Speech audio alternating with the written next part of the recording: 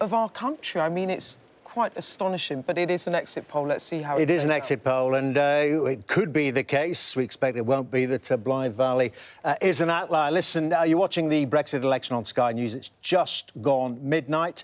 Let me take you through these dramatic headlines so far. The first results are in, and the Conservatives have gained a seat, as we've just been mentioning, in the North East. It's Blythe Valley, but Labour held on in Newcastle Central and Houghton and Sunderland South.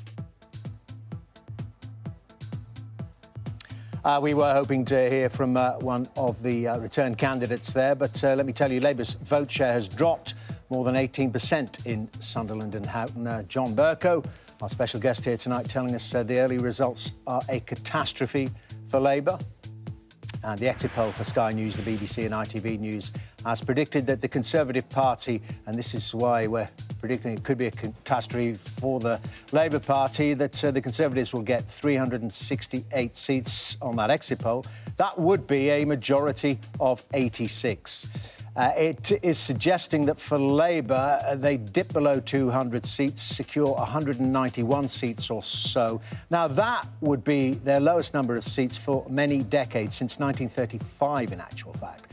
The Shadow Chancellor, John McDonnell, told us the situation does look dramatically bad. And after the exit poll, Boris Johnson thanked voters on Twitter, saying we live in the greatest democracy in the world. That from the Prime Minister.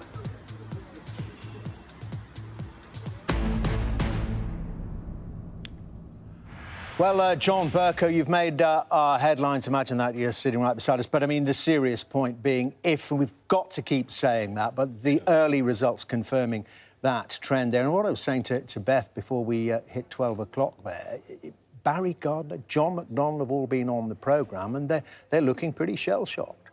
Yes, they're obviously very deflated, to put it mildly.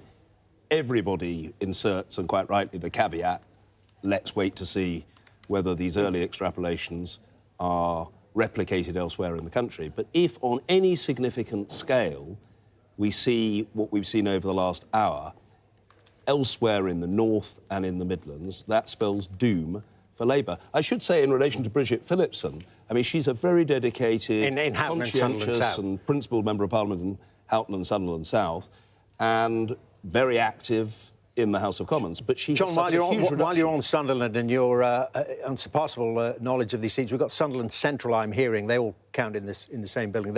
They're due to declare. Now, this... Julie Elliott? Yeah, but this could be better for the Conservatives. Yes, it's perfectly possible that it could be. Julie Elliott is the outgoing and long-standing Member of Parliament. But the exit poll is suggesting, because it does do seat-by-seat analysis, suggesting that it's too close to call in Sunderland Central. Well, again, you've got the Brexit factor. I come back to this point that we touched on earlier, Dermot, that in Newcastle, of course, they voted to remain in the European Union. In Sunderland, back in 2016, there was that sharp intake of breath when the results from Sunderland were announced. There was a very heavy Leave vote, and I have to assume that there is a link between that heavy Leave vote on the one hand and the punishment of Labour members of Parliament and candidates on the other. Well, so there'll be a sharp intake, but much reduced. Well, we'll have to see what happens to exactly, there'll be a sharp intake of breath if the Conservatives take Sunderland Central. Well, as you know, Sarah Jane Mee is in Sunderland for us and can update us. Sarah Jane. There you are. Yeah, hi Dermot. We've just been given a 3-minute warning here. The returning officer has asked for all the Sunderland Central candidates to gather to the right of the stage. They're all in a huddle at the moment. They'll then take to the stage behind me, and the returning officer, Patrick Melia, will announce that result. It's really interesting, actually. Labour... Sorry, Sarah Jane, Newcastle East is declaring. Let's see how it goes. Tyne East constituency is as follows. Nicholas Hugh Brown, Labour Party, 26,049 votes. Robert Charles Patrick Gwynne, also known as Robin Gwynne, the Conservative Party, 10,586 votes.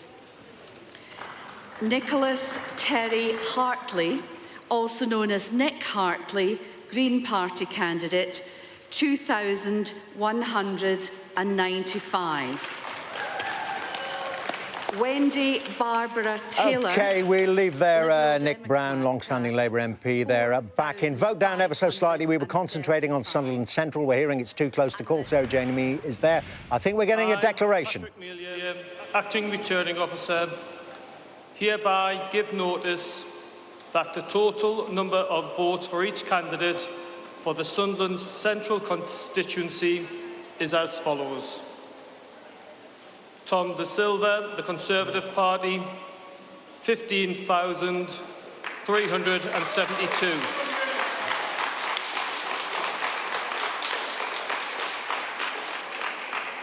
Julie Elliott, Labour Party, 18,336.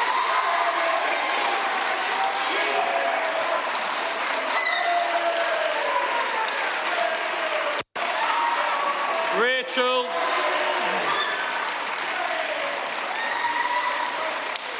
Okay, thank you.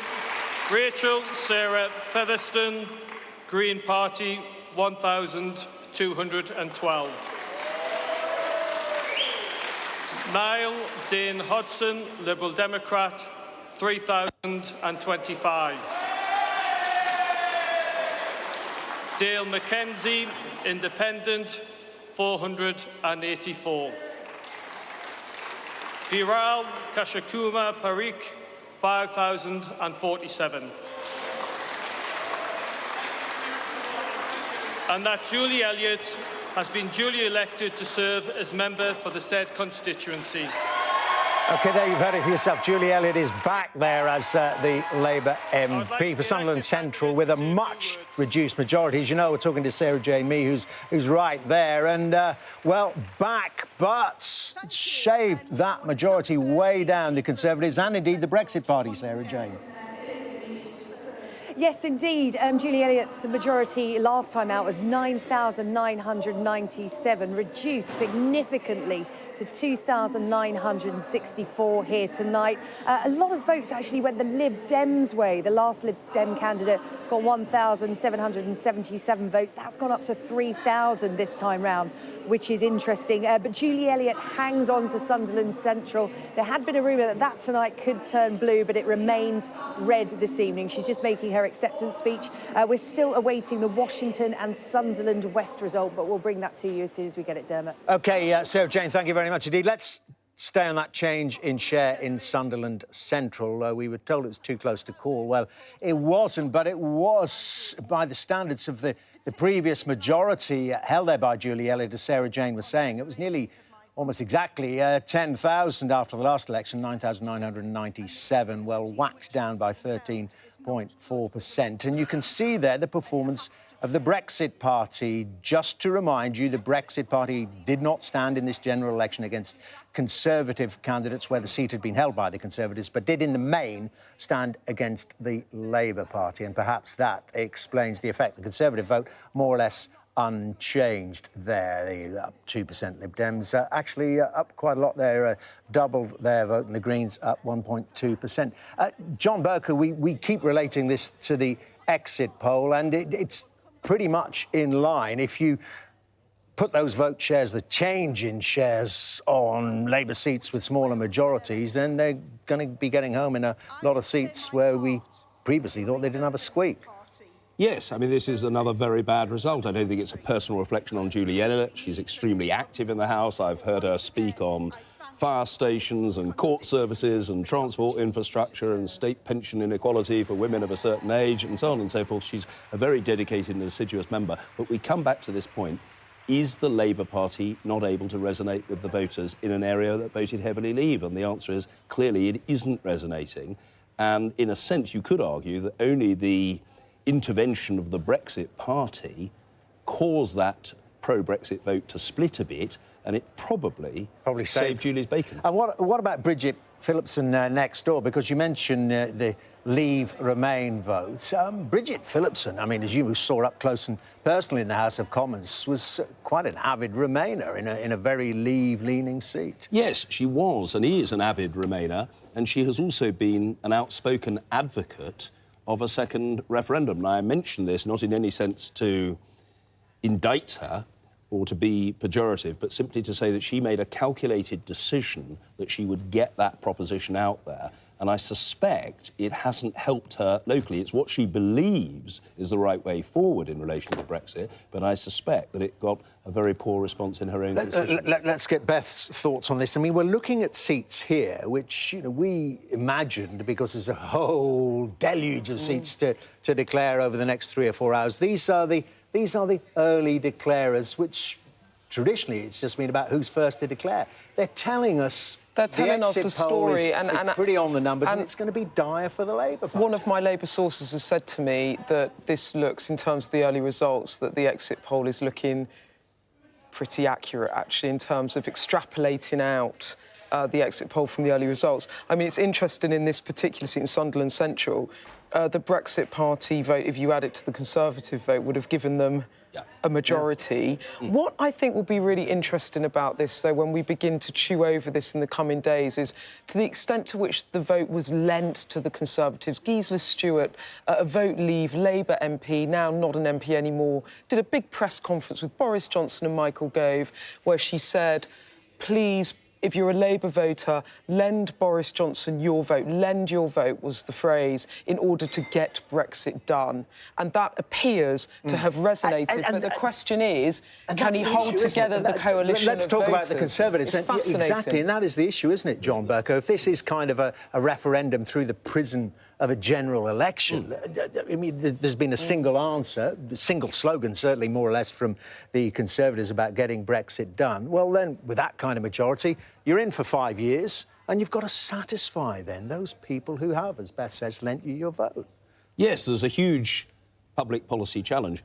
First, in the delivery of Brexit, because once the government is back in office and ministers are, as Roy Jenkins used to say, in central command of affairs, they've got to deliver. They've got to make it happen. They've got to show that what they've promised can be translated into practice. And that's on Brexit, where you are dealing with a lot of other players on the stage. My point earlier to Beth was, legislatively, of course the government can give effect to the withdrawal agreement because it's got the numbers. But there are other people with whom we have to interact and negotiate. And then secondly, the question is, having had those votes lent to it, can the Conservative Party craft a wider policy prospectus that will appeal to those voters whose votes have been given to them tonight? Well, again, you've been talking about it this evening, but as those Brexit negotiations continue, you're very aware, you've heard it many, many times in the chamber of the House of Commons, the argument coming, and let's give a name to it, from people like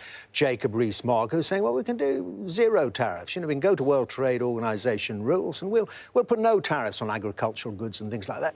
Everything will be cheaper for the British public. But, of course, an awful lot of people in various industries would be put out of work. There'd be a complete rebalancing of the British economy. Do you think people who voted for the Conservative Party voted for that brand of conservatism? No.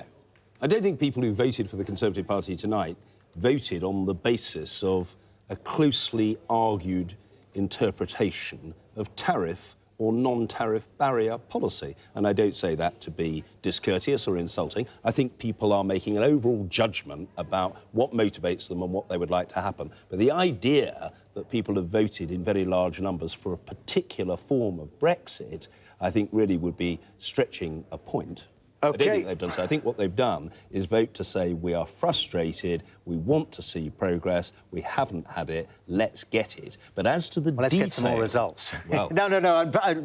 John, plenty more to discuss on that issue as these results come in and put more flesh on the bones of that exit poll. Plenty more from our correspondents at Election Counts tonight. We've got so many covered, and there are some crucial votes taking place in Yorkshire and, as you've seen, in the northeast of England. They've got Leeds, Wakefield and Hartlepool covered. Let's go to Sally Lockwood in Leeds first. We haven't visited you yet. And what's the mood there, Sally? Well, it's very busy here, Dermot, at Leeds Arena. There are 8 constituencies being counted here at the moment behind me. 5 of those Labour seats and 3 of those marginals, 2 held by the Conservatives, which were challenged by Labour tonight, and another which was a Lib Dem target seat as well. Well, out of those 3 marginal seats, Dermot, it really does seem that only Leeds North West could be vulnerable, but that's, of course, only according to that exit poll. More will be clear after 2:30 as those results come in. But one to watch is Pudsey, which has a majority of only 331 votes for Conservative Stuart Andrew there. He lost 4,000 of his majority to Labour in the last election, but according to the exit poll, he'll hold that tonight. So we'll see. We are going to get those votes from 2:30, running to about 5 o'clock. We've been told we will have to clear out if the counting goes on beyond that, because they need to set up for a Venga Boys concert for tomorrow night. John Bercow saying, what? Who are they? A popular beat combo, my lad. OK, let's talk to Nick Powell in Wakefield now. Well, even before the voting took place, we think it could be, well, a narrow squeak or maybe a heavy defeat there for Mary Craig. Yeah, I think she is probably facing a defeat, Dermot. No beat combos here, John Bercow will be delighted to know. But a Labour source has told me already, who's involved with one of the other 2 seats here, that he thinks Wakefield is gone, that Mary Creag's insistence on beating the Remain drum is going to cost her in an area here which is very heavily Leave at the referendum. And if you assume that that is correct, that leaves 2 other red bricks from that wall. Are they under pressure as well? Yvette Cooper, not part of the inner Jeremy Corbyn sanctum, got twice as many votes, almost exactly as the Conservative last time. The feeling on the Labour side is that she may be OK. And John Trickett in the Hemsworth constituency, who is in the shadow cabinet, he too not certain to survive. Such is the scale of the Labour collapse in this part of the country and indeed around the country, John. My goodness me. OK, Nick, plenty more to check in with you when the time comes. Let's go to Gerard Tubb, though, in Hartlepool. And Gerard, very interesting there, given what we've seen happening already in parts of the North East. Yes, a good performance by the Conservative Party, but the Brexit Party doing well, and their chairman standing there. In a constituency that's had a Labour MP for 55 years. Richard Tice, of course, could pick wherever he wanted to go. He and Nigel Farage have put this party that Nigel Farage said is a company, not a political party, together. So Richard Tice chose this seat because he thought that 7,650 majority that Mike Hill, the Labour MP, had was vulnerable. 70% voted to leave here. But boy, this doesn't feel like a Conservative seat. High unemployment, high benefit rates, more chance of dying on average, young if you live here, lower education attainment on average, etc. Not that many professionals. They haven't voted, if they've voted Conservative here, for a small state, for individualism, for freedom of trade. They voted because 7 out of 10 who voted at the referendum want out of Europe. The question is, can Richard Tice capitalise on that frustration? Have they voted for him? Looking at the votes tallied up on the table now, Mike Hill looks to have more. Of course, you don't know, because you don't know which wards have been stacked up there, but there's plenty on Richard Tice's table, plenty on the Conservatives as well. It's going to be quite tight. Gerard, thank you very much indeed. Goes out saying, back with you later, of course. And thanks to Nick and Sally as well. We're live in many more counts like those as well. We're watching Sheffield. One of the significant developments there, the Lib Dems have hopes of regaining Sheffield Hallam, the seat held by Nick Clegg, which he lost in 2017. Also watching Doncaster. There are 3 Labour-held seats. Well, they were Labour-held, at least one of which a major poll suggested was at risk of falling to the Conservatives. That's also true of Grimsby. Labour's majority is just 2,500. And you've, of course, seen that That was one of the seats Boris Johnson campaigned in towards the close of the campaign. Well, listen, let's talk to the Brexit secretary. Now, not the Brexit secretary, it's Michael Gove. Yes, there he is, Michael Gove. Very good to see you. Tell me this, do you believe the exit poll? Are you heartened by it? Well, I think it's still too soon when we've only had a limited number of results declared to be confident that the exit poll is right in all its particulars. But I do think it points to the fact that Jeremy Corbyn appears to have been decisively rejected by Labour voters. And I think that there are three things that we can draw so far from what we've seen. The first is that Jeremy Corbyn's approach to Brexit, his failure to ensure that he honoured his manifesto commitment in 2017 to get Brexit done, that's clearly hurt Labour. I think it's also the case that the more that voters saw of Jeremy Corbyn and his approach both on national security and on economics, the more they felt that he was not the right person to be Prime Minister. And I think the third lesson that we should draw from this is that, related to the first, people wanted a democratic vote to be respected. They've looked at Parliament over the course of the last 3.5 years. They've seen that a variety of MPs have been, trying to frustrate that verdict, and they wanted to make sure that they had a strong Prime Minister who would deliver. That appears to be the verdict. OK, and it appears to have resonated. Let's talk, Mr Gove, about the seats we have seen declare. I mean, did you expect, you're out in the campaign trail, of course, did you expect to do so well in those parts of the North East? These are, in the main, Labour redoubts. It's certainly the case that we have some very good candidates in the North East, and Ian Levy, who won in Blythe, a mental health worker in the NHS, is someone who I know will be a superb MP. But I'll be honest, I didn't expect that we would necessarily win that seat. I'm delighted, though, that Ian has. I know he fought a brilliant campaign. But, I mean, there is the fact, looking at it as well, the Brexit Party also doing well, and Boris Johnson said, didn't he? He said, well, if you vote for the Brexit Party, you'll be taking votes away from us and you may let Jeremy Corbyn in. It seems that may not be the case, almost certainly won't be the case according to the exit poll, but nevertheless, you might have done even better, perhaps, in some of those seats that have already declared if the Brexit Party weren't there.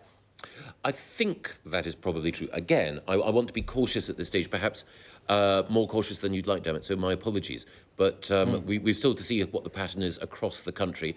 But it was certainly the case that we argued during the election, and I think it's true, that a vote for other parties other than the Conservatives risked us not getting a majority.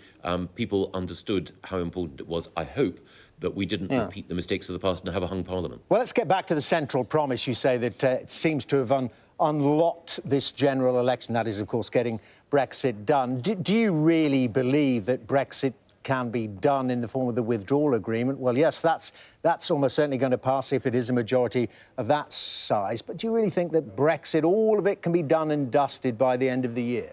Yes. Not this year, by the end of next year. That a trade agreement, as Michel Barnier says, not really any chance whatsoever, a comprehensive trade agreement can be renegotiated with the European Union in 11 months. Michel is a tough negotiator. He would say that at this stage in the negotiations. But if we look at the past, it was the case that when Boris Johnson was renegotiating the withdrawal agreement, people said, you can't change a word of it. And he said, well, in particular, I want to get rid of the backstop. And they said, oh, you can't do that. That's inviolable. But the Prime Minister succeeded in changing the withdrawal agreement, which nobody said could be done, and getting rid of the backstop, which, again, very, very few people acknowledged was likely to happen. So, of course, I think it's important for us to recognise there's a lot of work to be done, but we can do it, and we must do it as quickly as possible. And if it can't be done, if it finds you run into some difficulties, isn't it prudent to have an extension to the transition period in place as Theresa May negotiated? Or are you saying we will never use that under any circumstances? A long time ago, I was a reporter. Deadlines concentrate minds. And it's really important that we get this withdrawal agreement through the House of Commons by January the 31st, and we can then get on with making sure that the other policies which were in our manifesto, which the public will expect us to deliver on, additional investment in the NHS, in fighting crime and in levelling up educational opportunity, are delivered as well. But you'll be aware, obviously, that deadlines have been missed by this very Prime Minister who was going to die in a ditch if we didn't leave by the end of October. You know, on a pragmatic basis, he... for necessary reasons, and it seems been vindicated in the strategy if this is going to be the election outcome. But nevertheless, if circumstances dictate, you don't know what's out there, an extension might be useful. Well, I think that everyone knows, and certainly if this exit poll is correct, the majority of the public appreciated, that the fact that the October the 31st deadline slipped was through no fault of the Prime Minister's. It was because there were individuals in Parliament, you know, they... perfectly respectable arguments they made, but they ran counter to what now appears to be the strong public desire to have secured our exit in a timely way. But, I mean, have they voted for that date at the end of 2020, or have they not just voted, people not just voted for January the 31st? Get that withdrawal agreement through, and then the legal leaving of the European Union has taken place. Yes, Britain has left. Yes. But that's what I'm saying, that's what they voted for. They haven't voted for the end bit. Have they voted for what happens at the end of 2020, according to your timetable? Well, again, being cautious, if it is the case that we have a majority, then people voted for the Prime Minister Boris Johnson. It's his victory, and the Prime Minister was very clear that he would use a mandate, if the British people gave him one, to make sure that we had the withdrawal agreement concluded by the 31st, and we then moved quickly and expeditiously to secure a new arrangement with the EU based on free trade and friendly cooperation. Yeah. But we can do that in a timely way, absolutely. OK, and what about no-deal planning? I know you were asked this during the general election campaign. Are you going to keep that going in case the talks don't go well and you will stick to leaving leaving the transition period at the end of 2020? Well, I think that quite a lot of the planning that was called no-deal planning was planning for life outside the single market and the customs union. And that work of preparing Britain for life outside the European Union will go on. But we know now, if this exit poll is correct, that the government should have a majority which will allow us to conclude a good deal. As the Prime Minister said, an oven-ready deal which we can get done by the 31st.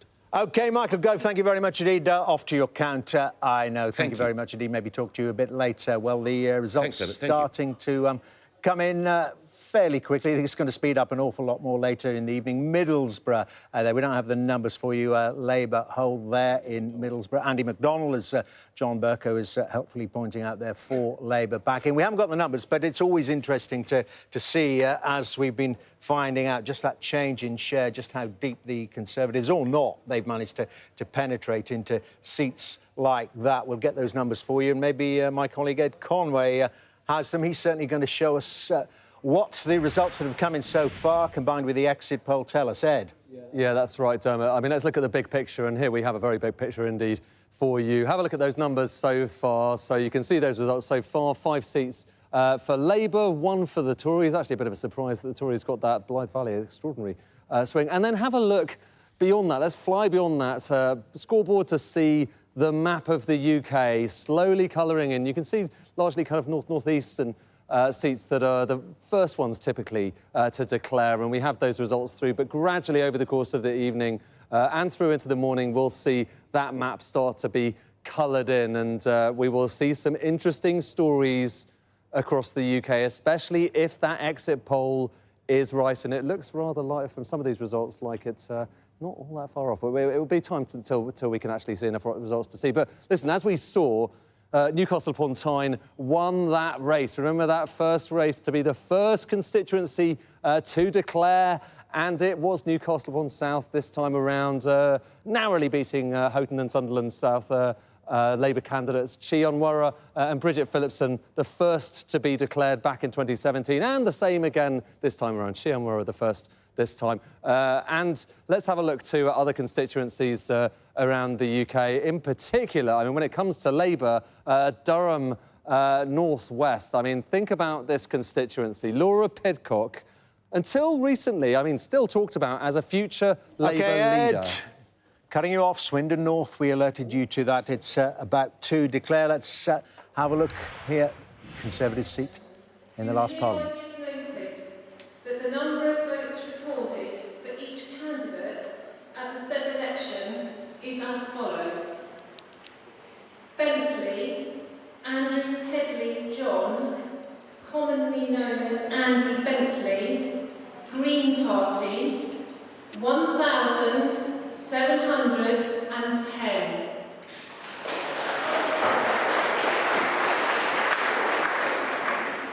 Critchlow, Katie, Liberal Democrats to stop Brexit, 4,408.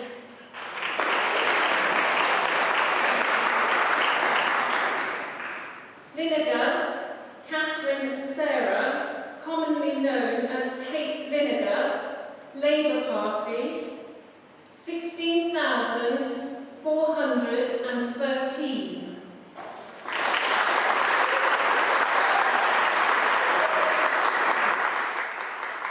Tomlinson, Justin Paul, the Conservative Party candidate, 32,584.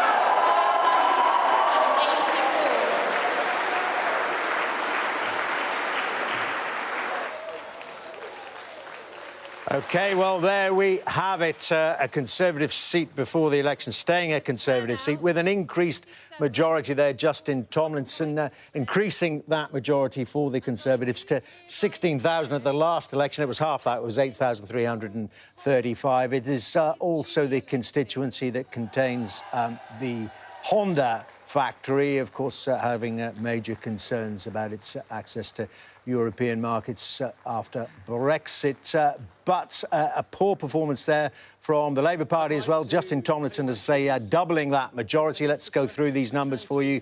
Nearly 60% of the vote for the Conservatives, the Labour on half that, around about 30%, the Lib Dems increasing. And there we have it. The Conservatives putting on 5.5%, the Labour Party going down 8.6%, the Lib Dems, well, a decent performance, up 4.4%, and the Greens also increasing their share of the vote. Now, we mentioned that the result from Middlesbrough, the fact that Labour had held on there in the form of Andy McDonald. So let's take you through those numbers. We're so interested in these changes in share and in these seats, these Labour-held seats from the last Parliament, how the Brexit Party's been doing. Well, you can see the answer for yourself there in Middlesbrough. Not too well from the Brexit Party's point of view, but Andy McDonald clearly lost their deposit there with just over 200 votes. But let's look at the top. Labour on 17,202 and Ruth Betson for the Conservatives on 8,800, and an independent there coming from the council there with 14.2%. That's from a standing start, so that's their share of the vote. Let's look at the change in share. Labour down again, 12.2%. The Conservatives more or less level pegging. That independent taking 14%. The Lib Dems up a shade, as are the Greens and the Brexit Party. Now it's just gone a couple of minutes after midnight. You're watching the Brexit election on Sky News. Better take you through the headlines.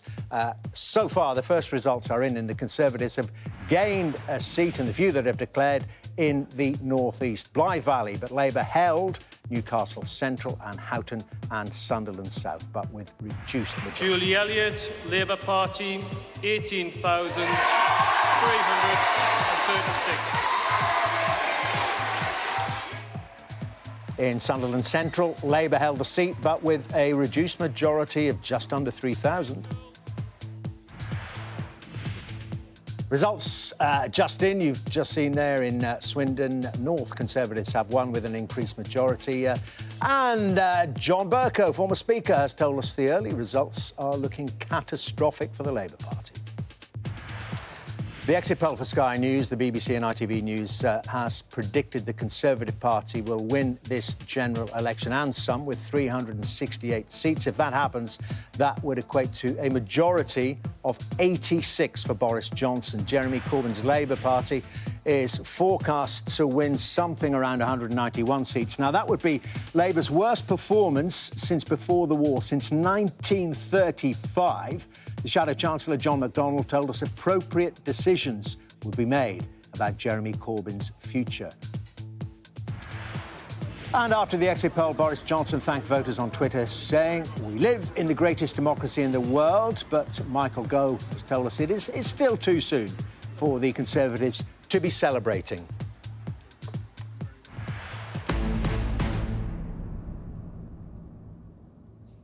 Well, you are watching the Brexit election live here on Sky News. What an extraordinary night it's panning out to be. Not an enjoyable one, though, if the exit poll is to be believed for the Labour Party. Dawn Butler, the Shadow Equalities Minister, joins me now. Very good evening to you, Dawn Butler.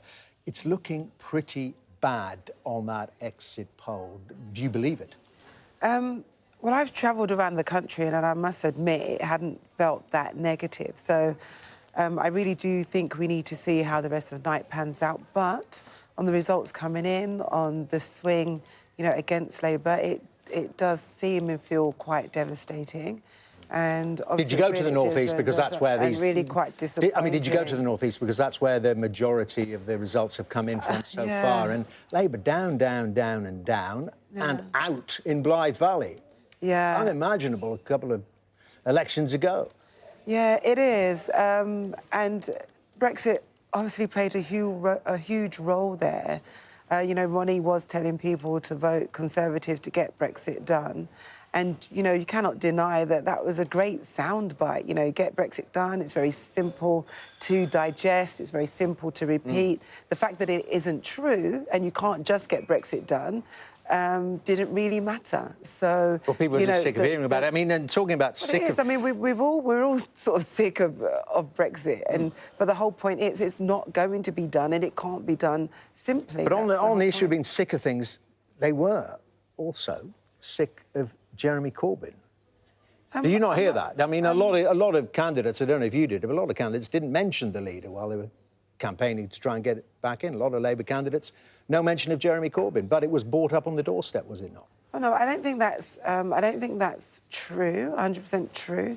I mean, it is true that there were some things that were mentioned on the doorstep, mainly what was parroted from the media and what was out there. The polls also tell us that as well. I mean, he had print. These record low ratings. They weren't made up by the media. These were detailed polls. No, but the media contributed to it, and that's the point. And also, you know, if you look at the fact-checking sites that talked about the advertisements that were placed by the Conservatives, 88% of them were false. So a lot of that contributed to it. But ultimately, you know, we do have to look at these results. We will have to analyse them, and we will have to look at where we go from here. Well, it's just a matter of calmly analysing them. Beth, come in on this. Just your colleague, Gareth Snell, he has just said Stoke Central. He's said he thinks he's lost his seat, and he said publicly that he thinks that Jeremy Corbyn should resign.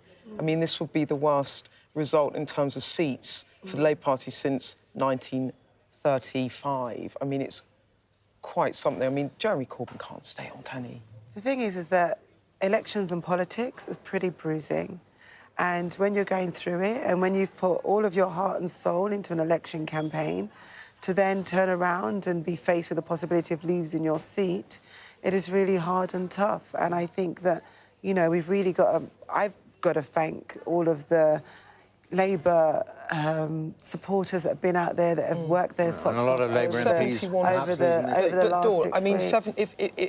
if Labour have actually really seriously lost 71 seats, Jeremy Corbyn can't stay as leader, can he? Well, you can't honestly say... If we've lost 71 seats, it will be absolutely devastating. And you know, I also want to consider all the people that would have lost their seats. Let's just bring in the recent record with John Bercow, who sat there watching it all. You know, you lose one election, you tend to stand down. You know, Gordon Brown, well, David Cameron lost a referendum, you go.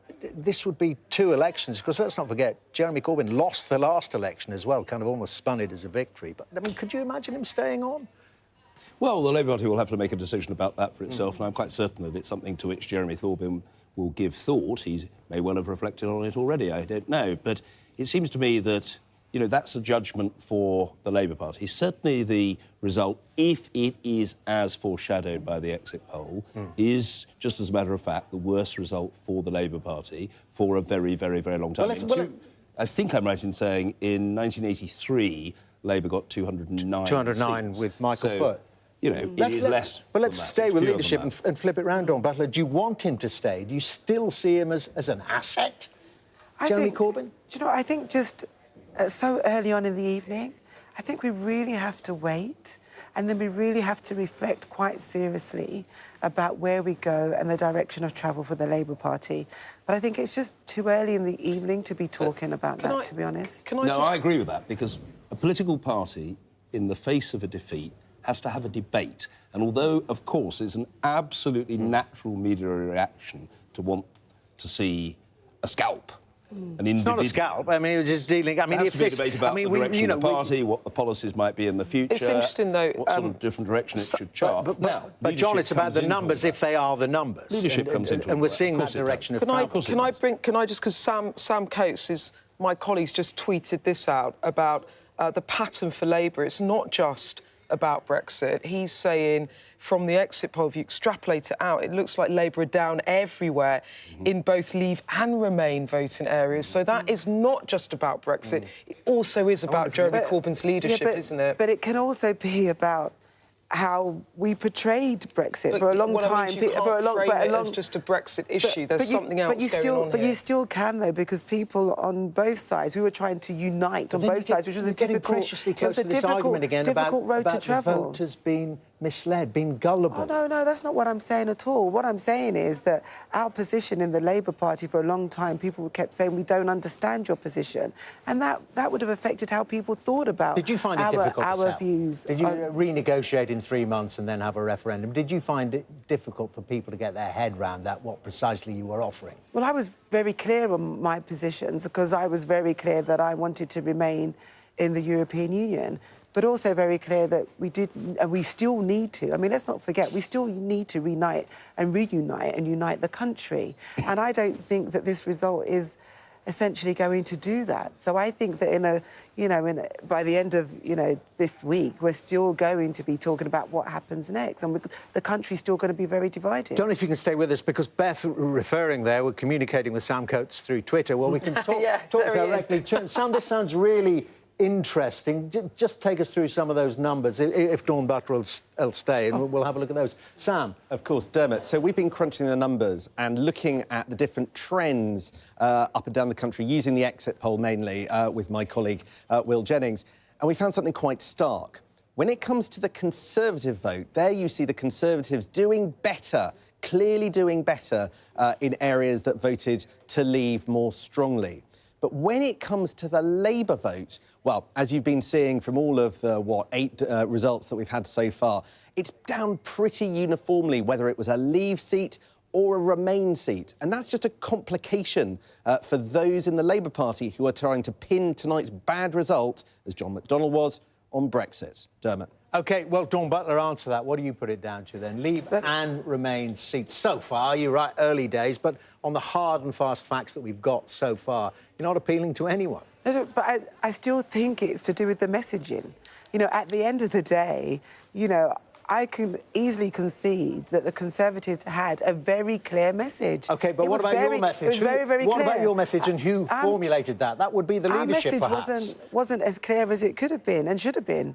We've got to admit that. We have to admit that. But Dawn, you have to but it was the concede leadership it was that came about up the with it. leadership as well. I mean, Jeremy Corbyn went into this election the most unpopular leader since polling began. He did pick up a bit, but his polling ratings were terrible. You must be able to recognise that he was part of the bloc on Labour in this election and has to take responsibility for this performance, if that is correct, that poll. Well, Jeremy is the leader, so of course he will have to take responsibility. That's what the leader role is to take responsibility for the team. What form does that take? And so he will have to take responsibility. What form might that take? Well, as I've said, it's not something... I mean, I've never been a kind of person, when Labour lost in 20, I've never said, Gordon Brown has to resign. That's not the person that I am. I think that we have to reflect the direction of travel and where we go, and we have to take an approach about that.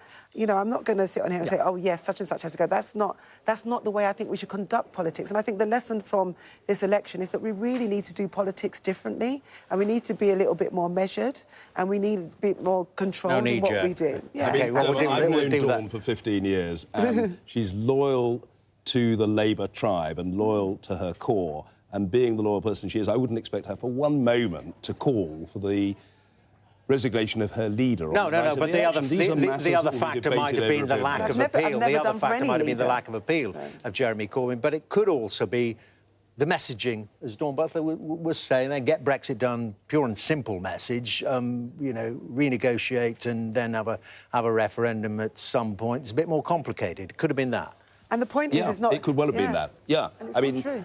The clarity and starkness of the Conservative message manifestly has resonated. Now, the fact that it has resonated because there was a slogan that resonated doesn't necessarily mean that that message is correct. What it means is that that message has worked for now, and it certainly does appear to have worked. I don't detract from that, but it doesn't mean that the message itself is necessarily correct in all its particulars. OK, listen, we're going to get back to Scotland, I'm told. Dawn Butler, thank you very much indeed for coming in, and we'll leave you to go and reflect and consider what the future holds, perhaps for the leader and indeed for the party. Very good to see you, Dawn Butler. Listen, we're going to Scotland, as I say, and Tommy Shepherd is the SNP candidate for Edinburgh East. And let's check in, first of all, Tommy Shepherd, on how you're feeling. Do you think you're going to become the MP for Edinburgh East again? I hope so, Dermot. Good morning from Edinburgh. It's looking quite good in Edinburgh East, yes, and certainly for the first time ever, it looks as if the SNP has won the postal ballot, which is not something we've ever done before, so it augurs well for a good night ahead. OK, and we have to get straight into the issue of a referendum, an independence referendum as well. On the exit poll, no results in yet in Scotland, of course, but on that exit poll, 55 seats, that would be right back up towards the 2015 performance. What does that mean for an independence referendum in your view? Yeah, well, it would, but I mean, at this point in time, I'm taking the exit poll with a big pinch of salt until we can see some hard results. That exit poll is not in line with other polls during the campaign. It's not in line with our own data, so it would be quite a surprising and shock result were it to be true. We're contesting 59 seats in Scotland. If we win 30 or more of them, then we will regard that as a victory, and it looks as if we're on course to do a lot better than that. And in answer to your question about the referendum, Dermot, we put 3 propositions before people in this election.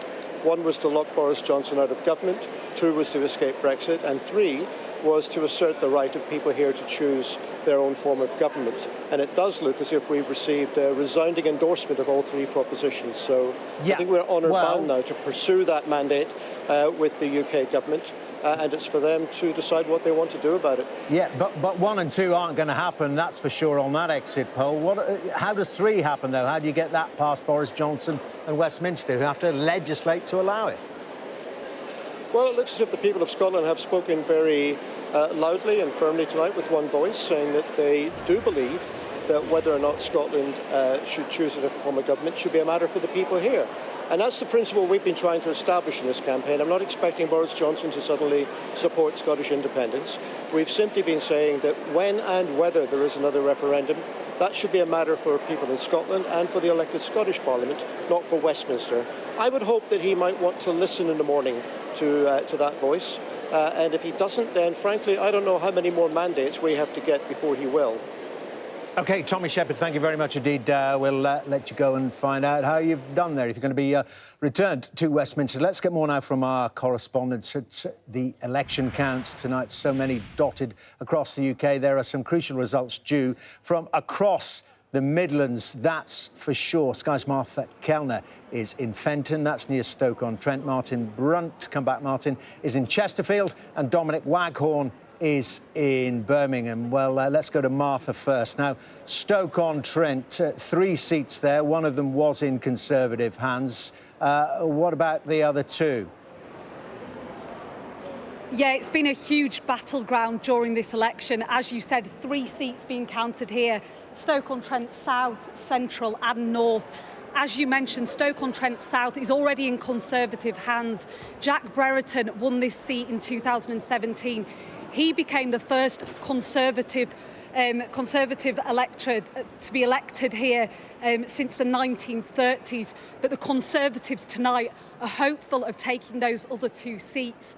In fact, I've just been speaking to the Labour incumbent for Stoke Central, Gareth Snell, and he's incredibly dejected. He says if those exit polls are correct and if there's 71 seats gone, he's convinced that his will be one of those, and he is furious with Jeremy Corbyn. He says these traditional Labour heartlands have been completely neglected, and he says in many ways this is an election decided along Brexit lines, but it's also a failure of leadership. He says he's calling for Jeremy Corbyn to go, but we'll get a clearer picture here once the declarations are made. We're expecting around 4 to 5 a.m. this morning. OK, Martha, thank you very much indeed. Well, Martin Brunt is in Chesterfield, where, amongst others, the Bolsover count is taking place. Well, tell us about Bolsover and Dennis Skinner. Well, people bandy around the phrase the end of an era if the predictions are right, and the Tories have taken this from Dennis Skinner. That phrase really would apply. He's been the MP here for 49 years. This has always been a Labour seat. They say round here, come election time, that if you put up a Jack Russell and pinned a red rosette to it, it would win for Labour. There's no sign of Mr Skinner yet. And as you can probably see, Dermot, we're not being allowed into the counting hall. So Mr Skinner's not here. The Tory candidate, Mark Fletcher, the grandson of a miner, he won't talk to us either. I think perhaps, although everybody's aware of the predicted results, it may go down to the wire. So nobody really wants to come and talk to us officially at this stage. But we've got a long time to go. This is a very rural area. The votes have taken a long time to get here, and we probably won't get a result, confirmation of that predicted result, until about 4:30. OK, Martin, thank you very much indeed. You say that's a very rural area. Let's go to a very urban area. Dominic Waghorn there in Birmingham, and 2 seats in particular where we're looking at there. We're hearing from that exit poll. Anyway, Dominic, Erdington, Jack Dromey's seat, and Northfield, both Leave-leaning constituencies. That's right, Dermot, and being Britain's second biggest city, a lot of votes to count here, so an even longer night for us, possibly waiting until 6:30 or 7 in the morning, possibly, if you look at what has happened in previous elections here. This isn't Newcastle or Sunderland. It's a slower, steadier rate of counting, so we may have a long wait before we find out exactly what has happened here. There are 10 constituencies in Birmingham, 7 of them being counted here, 3 of them in their constituencies. It voted by a whisker, I think 50.4% in favour of Leave. But despite that, I think Labour have been hopeful that all its 9 seats here would remain in their hands. But as you say, there are concerns about 2 seats in particular. Erdington, Jack Dromey's seat. The exit polls are suggesting that's touch and go as to whether he's going to retain his seat. In Northfield, Richard Burden, that looks like, according to the exit poll at least, that will go to the Conservatives, which would be quite an upset here. Of course, Andrew Mitchell is the only MP, Conservative MP, who has a seat in Birmingham. He's likely to retain his seat. So that red wall that we've heard about crumbling may well crumble as far south as Birmingham. And there's been some reaction to that from Jess Phillips, who, even though her constituency voted in favour of leaving in the Brexit referendum, she looks like she will be safe. She has a pretty firm majority, and the exit poll doesn't suggest that she's going to lose it. But she has been reacting with, I would say, a sort of air of despondency on Twitter this evening, 2 hours ago, saying there are very few words for how heartbroken I am for the community I represent, who have been through enough. And then an hour ago, she tweeted, "It feels like a punch in the stomach. We will all be thinking of the harm that can be done to those we care for." She's interesting, of course, because if Jeremy Corbyn does resign in the wake of these results, then she is one of those expected or likely to, or seen as a possible contender for his job. OK, listen, thank you all. We'll be back with you all for the results as they come in. Just to alert our viewers to another count we're keeping a close eye. I'm going to talk to John Bercow in a moment. One's Becky and Lavery, the Labour Party chair, sitting on, in the last Parliament's a majority, around about the 10,000 mark, another seat in the North East, just north of Newcastle. We are told that it's close there, and they are going to recount there. Ian Lavery, perhaps in some difficulties there for the Labour Party. John Bercow, as you saw there, our special guest for the evening, the former Speaker. What do you think, John Bercow, about this? And let's talk personally here. You know, you were often described there as the man who partially was helping those backbench MPs block Brexit. I mean, it looks like Brexit is definitely going to happen in the form that Boris Johnson has termed it. Personal feelings on that? Well, I always saw it as my role, Dermot, as Speaker, to stand up for the rights of members individually and of the House institutionally. It wasn't the job of the Speaker, for example, to get Brexit done, or indeed to stop Brexit getting done. It was for the Speaker to allow the House to breathe, to allow members to say what they wanted, to allow the House of Commons to debate the motions and subjects of its choice. So when members came to me and said, we want to debate XYZ motion, or we're keen to support a particular amendment to a government motion, my instinct was to be permissive and to say, yes, if that is the will, that is perfectly proper, that should happen, that should proceed. And then in terms of what the outcome was, well, that was a question of what the numbers were. The Speaker doesn't vote unless there's a tie. I had to vote once, and I voted for the first time in my speakership. But I wasn't making decisions about policy. I was simply saying, yes, the House should have an opportunity to debate this subject. You were making decisions, and you know, you were there, controversial decisions about the rules. Yes, I was making controversial decisions about the rules. I mean, centuries of precedent in one case, overruling that with when you said that, well, how do we set a precedent if we don't overturn something? Well, do you think you went too far? No, I certainly don't think I went too far at all. First of all, in one case, I was trying to protect the House from being, frankly, berated, harangued and intimidated into voting for something which it made it very clear it didn't want, namely the Theresa May withdrawal agreement. And I invoked precedent, and the precedent was very, very, very long established that the House shouldn't be asked repeatedly to pronounce on something where it had already made a decision. The House's decisions matter. They needed to be respected, and they shouldn't constantly be returned to day after day after day on the principle, oh, well, if you don't like it, we're just going to keep beating you over the head a third, a fourth, a fifth, a sixth time until you do as we, the executive, the government, say. So there I was invoking precedent to protect the House. There were instances in which I said, well, precedent isn't the only guide. If we were guided exclusively by precedent, manifestly nothing would ever change. And I made that point when, if memory serves me correctly, in January of this year, I simply allowed an amendment from a former Attorney General, and I absolutely stand by this, to a government motion to be debated and voted on by the House. And I remember the government chief whip saying to me, Mr. Speaker, you will not dictate what happens in this place. And I said to him, Julian, with the very greatest respect, I'm not seeking to dictate what happens in this place. What I'm saying is the House should decide. But you did know what you were deciding was controversial. You had some rows in the chamber as well, didn't you? I did have some rows in the chamber. If the Speaker of the House of Commons is going to be a craven lickspittle of the executive branch, is just going to be pushed hither and thither and told what to do, that person, frankly, will be like a floating cork in a fast stream of water. That would be an absurd state of affairs. If the Speaker is going to be browbeaten and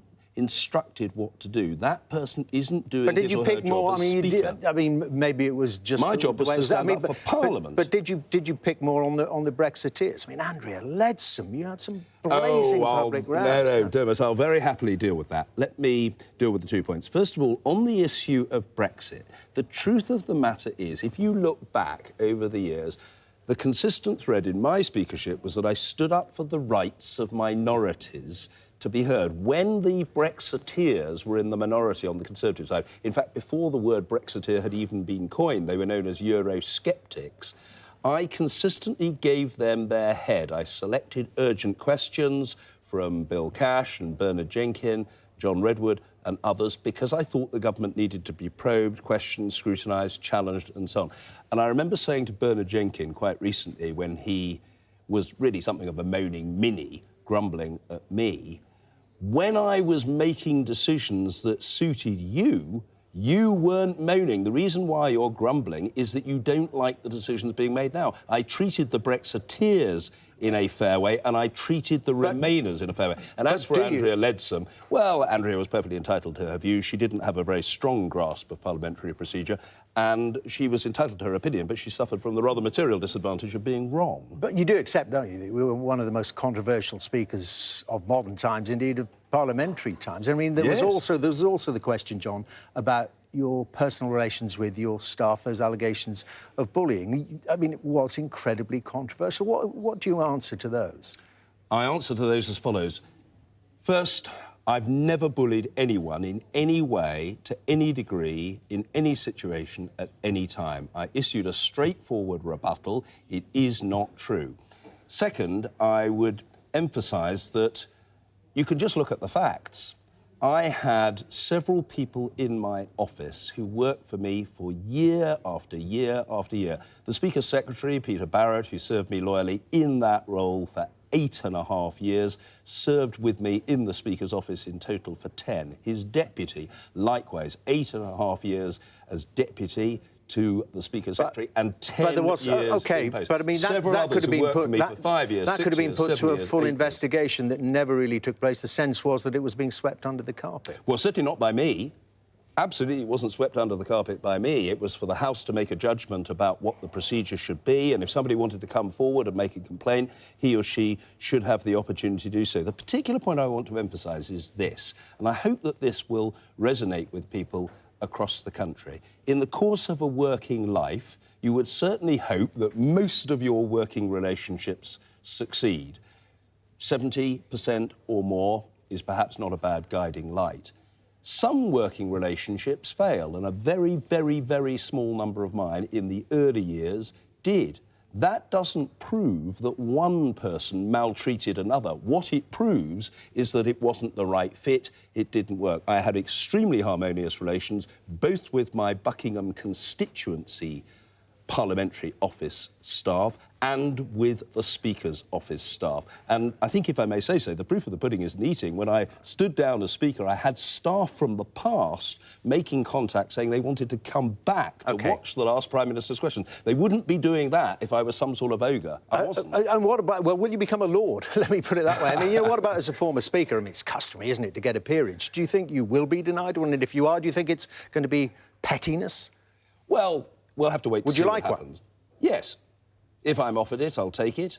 It has been the very long-established practice that a former Speaker of the House leaves the House after ceasing to be Speaker and tends to go to the House of Lords. So if I'm offered the opportunity to serve in the House of Lords, I say to you unequivocally that I will take it. I'm not sitting awake at night worrying about it. I'm not losing sleep. It isn't ultimately for me to decide. It's for others to judge, and I will have to rest content with whatever the outcome is. But look, the way I put it to you is this.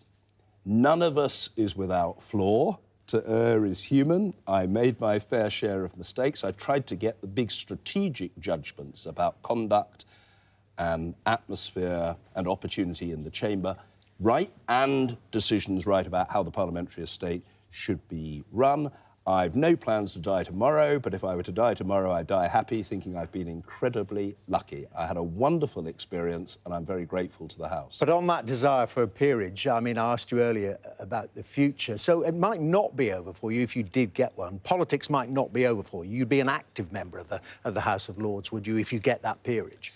Well, I mentioned to you earlier that one of my early challenges is to overcome my natural shyness, reticence and self-effacement. I mean, if I feel that I can overcome that innate caution and disinclination to express myself, and I were in a forum, a legislative chamber that gave me the chance to speak, would I sit there quiet Well, what benches would you sit on as well? I mean, you Conservative MP, would you sit on the Conservative benches if you did get appealed? Ordinarily, the Speaker, if the Speaker goes to the Lords as a cross-bench peer. So I wouldn't expect to go on the basis that you're suggesting as a Conservative. I left the Conservative Party on the night of 22nd of June 2009 in conformity with convention because I was elected the Speaker and the House expects the Speaker to be independent of and unconnected with party politics.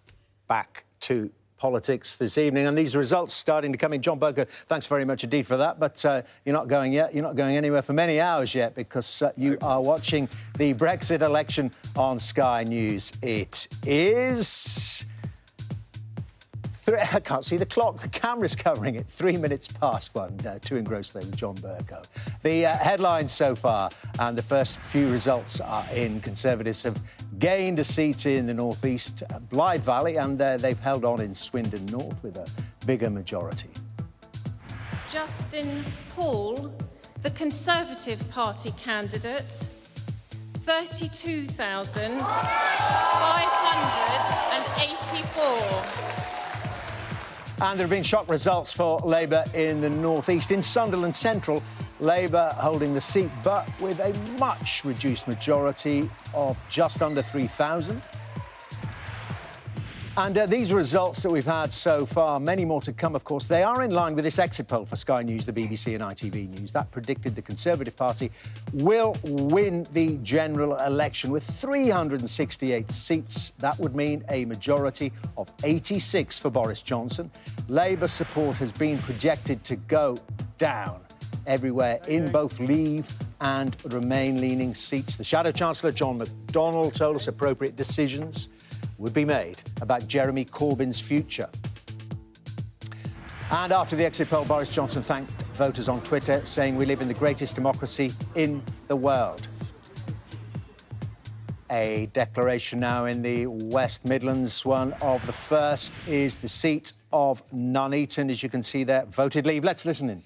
Sir, at the above election, do hereby give notice that the number of votes recorded for each candidate at the said election is as follows. Brighton Knight, Richard Adrian, Liberal Democrats, 1,862.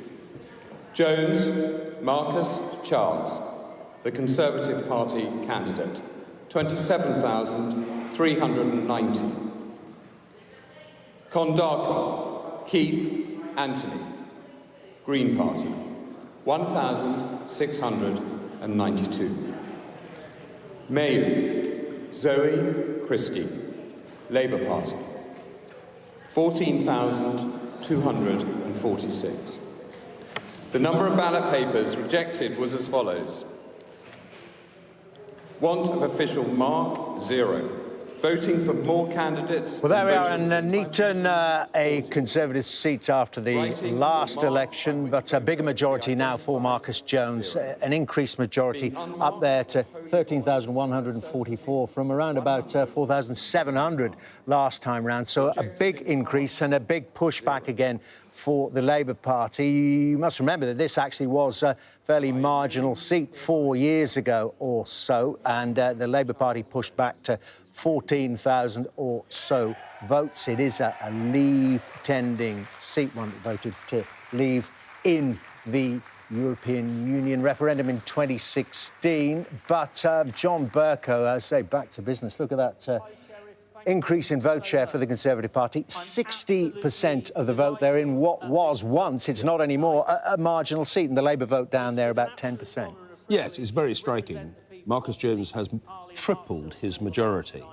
And to put it in context, as you rightly said, it has been a marginal seat, and that includes having previously been a Labour seat. Marcus Jones has been the Member of Parliament since 2010, but no way would anyone ordinarily characterise it as a safe seat. It's not the sort of seat, Dermot, for the benefit of your viewers, that one would expect to see a 60% share of the vote going either to the Conservative or to the Labour candidate. So obviously it is a commentary on the campaign and no doubt to some degree also on the prodigious efforts of Marcus Jones that he's got up to 60% of the vote. Political editor Beth Rigby, I mean, we're seeing this now, it's pattern, it's still early days, but the exit poll, we're seeing this pattern of the Conservative vote going up all over the place, all parts of the United Kingdom that have reported so far. Yeah, that's right. I mean, look, what's happened is there was a framing battle, if you like, between Labour and the Conservatives. Labour wanted this to be the NHS, the austerity, the cost of living election.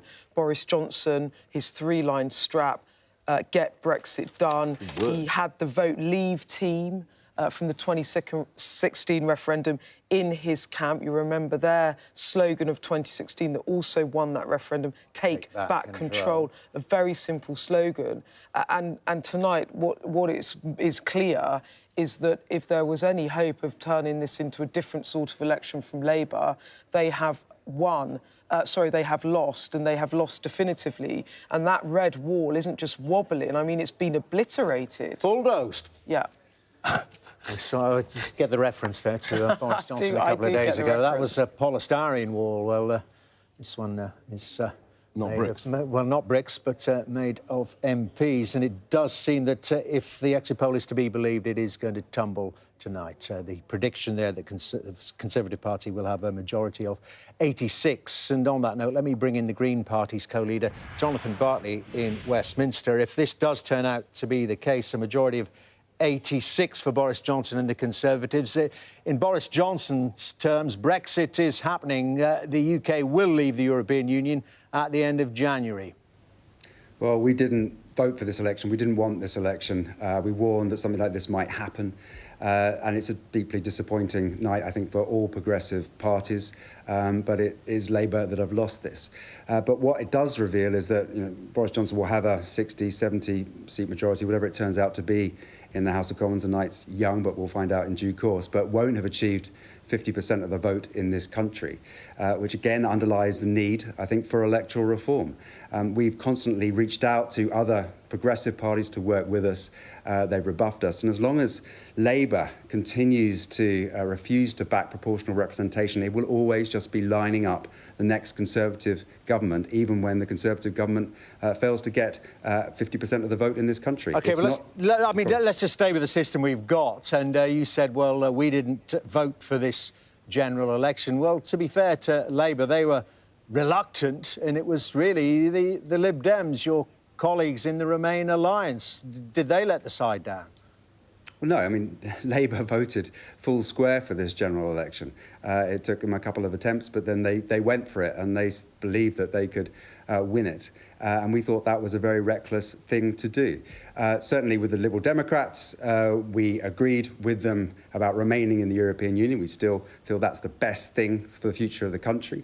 But of course, we disagree with them on a lot of things, and we disagreed with them about calling this general election at that point. And I don't know if you've been talking to your colleagues who've stood up and down the United Kingdom, but do you go along with this exit poll prediction, one seat, Caroline Lucas, one imagines? Well, we're going to see, I think, a big swing in somewhere like Bristol West. So we'll see what the night holds. I think that count is got a long way to go still. Yeah. But we'll have to wait and see in due course. OK, and what about the other thing the Greens stand for? In the name of the party, of course. Do you think, I mean, your vote share, looking, it's early days, isn't it, of course? We've been looking at your vote share ticking up a percentage point or two in some of those constituencies. Do you think that's also an endorsement there of your environmental warnings?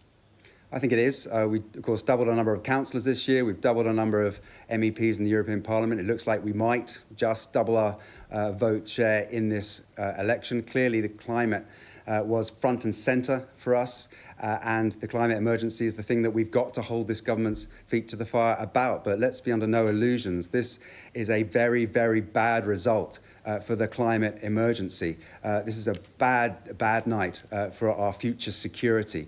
And I think we should need to take this result very, very seriously. And we need opposition MPs from right across the parties holding this government's feet to the fire about this and not get diverted simply on the issue of Brexit, because this is a bigger issue. It's a more important issue. We've been proud to have, led the agenda and pushed the other parties in the right direction, but the spotlight must not now fall off the climate emergency. OK, but, I mean, is it a bad day for the climate emergency, as you put it? The Tories have legislated, haven't they, to go net carbon zero by 2050. Shouldn't you, and we're talking about healing the country and bringing it back together, shouldn't you work with them?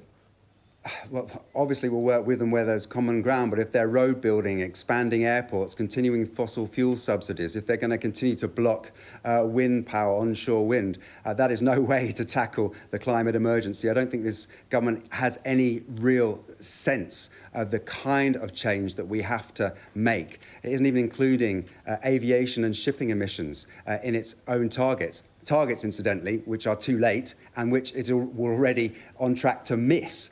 It fails on every single measure when it comes to the climate emergency. OK, Jonathan Bartley, thank you very much indeed. Very good to talk to you. Right, more results expected very soon. Significant results for this Labour Party performance. We're expecting results coming in from Warrington very soon, and Caterina Vitozzi is in Wrexham in Wales for us. And I say they're very important. And Enda Brady is in Workington there. And in part, this election, apart from being the Brexit election, Enda, was termed as the battle for Workington, a seat that the Tories have really targeted.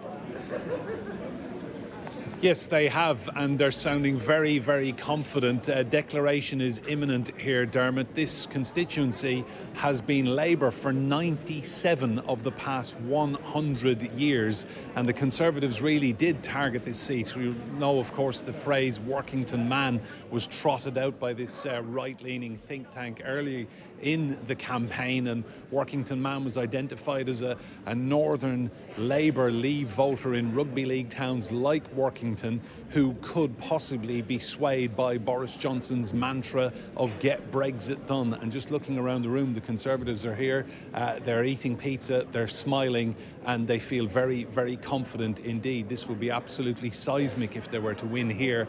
This having been a Labour constituency, as I say, a Labour seat for 97 of the past 100 years. We've had the turnout figures through already, 67.94% turnout. Declaration just a few minutes away, a most unlikely bellwether town really, Workington here in northern Cumbria. Labour last time round had a majority of just under 4,000. They're looking quite glum at the moment. Conservatives are smiling, as I say, eating pizza, awaiting the declaration, and we'll know in a few minutes' time. OK, keep an eye on it for us, Enda, but in the meantime, let's check in with Caterina Vitozzi there in Wrexham. This red wall, talking about it, starts there in north-east Wales, and a slim Labour majority there. Yes, it was really the slimmest of margins, only 1,800 votes in it between Labour and the Conservatives in 2017.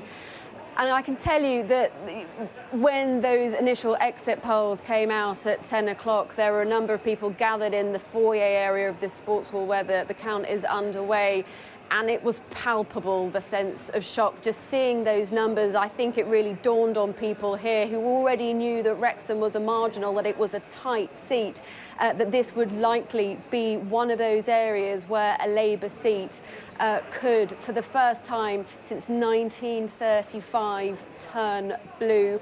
The Conservative candidate for Wrexham, Sarah Atherton, has been wandering around listening and sort of watching the vote counts happening here. They are feeling extremely confident. There are some very glum Labour faces in this hall behind me. It's really quite a seismic shift if it does go the way that the exit polls suggest, and if it goes the way that certainly the Conservative activists here think that it eventually will go towards that Conservative win. Seismic when you think, Wrexham is the town of miners, it's the town of steel workers. For generations, Labour is all that people here have known, will know probably in about 40 minutes or so whether that will change for the first time since 1935. OK, keep an eye on it, Caterina. Thank you very much. We know you will. Got to talk now to the Deputy Chairman of the Conservative Party, Paul Scully. And Paul Scully, I'm sure you're aware we're keeping an eye on these declarations. Workington, you'll be very interested to hear. So we might break in, but then we will come back to you for reaction. But are you daring to dream now on this exit poll and the results we've seen so far? It looks like a remarkably good night for the Conservatives and some. Well, look, I mean, obviously this is a projection, but it's encouraging, certainly. I think it's testament to the amount of work that candidates up and down the country have been doing. It's testament to the simple message that Boris and the Conservative government have been putting out there, that getting Brexit done means that we have a parliament that will better reflect the people, showing clear leadership, clear direction. And that's what people have been crying out for 3.5 years, to make sure that we can get on to talk about police, the 50,000 more nurses, and funding, levelling up our funding for education. Well, you say it was a simple message. We accept that, get Brexit done. But do you think you really levelled with people that it's going to be a complex process to untangle a 46-year or so relationship?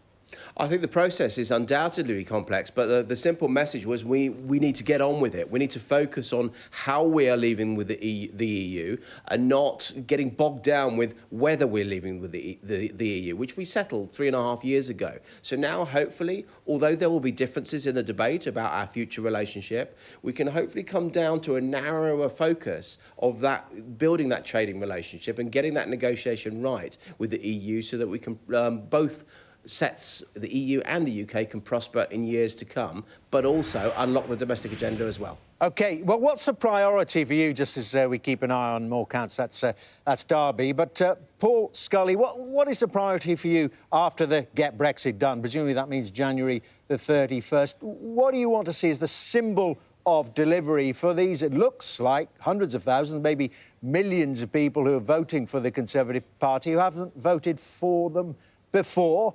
What's going to say to them, in policy terms, what's going to say to them, we hear you, we understand you? Right. Well, first thing is, as I say, is just getting that referendum result enacted, so we're leaving. But also, I think that it's delivering things that they can actually tangibly see, that improve their outcomes, health outcomes, standards in schools, more policemen on the street to make them feel safer. It's these key things. It's not getting bogged down with a race on theoretical policies or just telephone numbers when it comes to budgets. It's what that money can actually deliver for people when they go to their hospital, their schools, and look in their streets for the policemen. But the point is, you talk about improving health outcomes, more police on the streets. I mean, that takes years as well, recruiting and training up all that. Well, it does. Recruiting and training. I'm saying undoubtedly it does. Yes, it does. It does indeed. Well, indeed. But, so what's going to show them pretty soon that the Conservatives hear them? It's a different Conservative Party from the one that generations, perhaps, in their family have said, we won't touch them with a barge pole. Well, look, we've already started recruiting the 20,000 new policemen. We've got record amount of GPs in training at the moment. But as you say, it undoubtedly takes time to get them through training. And we've got to get that first batch through the policemen on the streets, the doctors actually in the GP surgeries and in hospital departments as well, to make sure that, when we're talking about 50 million new GP appointments, people can actually see that. OK, Paul Scully, I'm cutting across you because there's a result coming that perhaps you might want to hear, I'm sure. It is Workington, as we've been discussing. Sue Hayman was the MP there, Shadow Cabinet member for the Labour Party. Also, let's alert you, we've got a lot of W's going on here. Workington, they're about to declare. Wansbeck, you may have remembered if you've been with us, that I've mentioned before, Ian Lavery, the Labour chairman, we are told is going to declare fairly soon. I, Andrew Seekings, being the acting returning officer for the Workington constituency, do hereby declare that the total number of votes cast for each candidate was as follows. Coburn, Nicky, Independent, 842.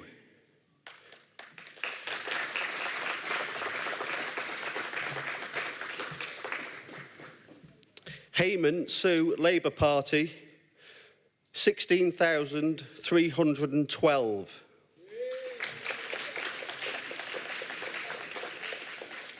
Hughes, Neil, Liberal Democrat, 1,525.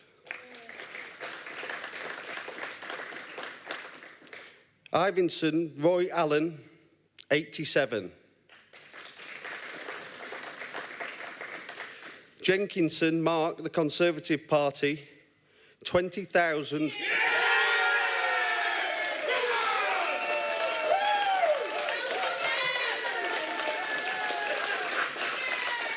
$20,488. Perry Jill, Green Party, 596. Walker David, Brexit Party, 1,749.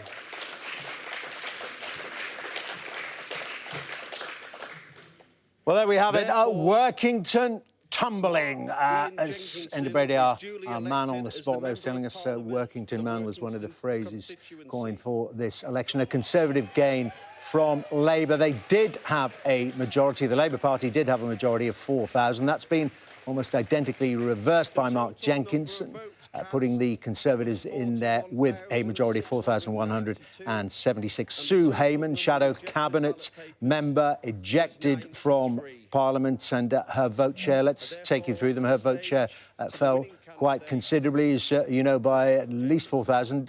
Share 39%. This change in share is perhaps the most interesting of the evening as the Conservatives start picking up these seats that Labour used to be incredibly strong in, up 7.5%.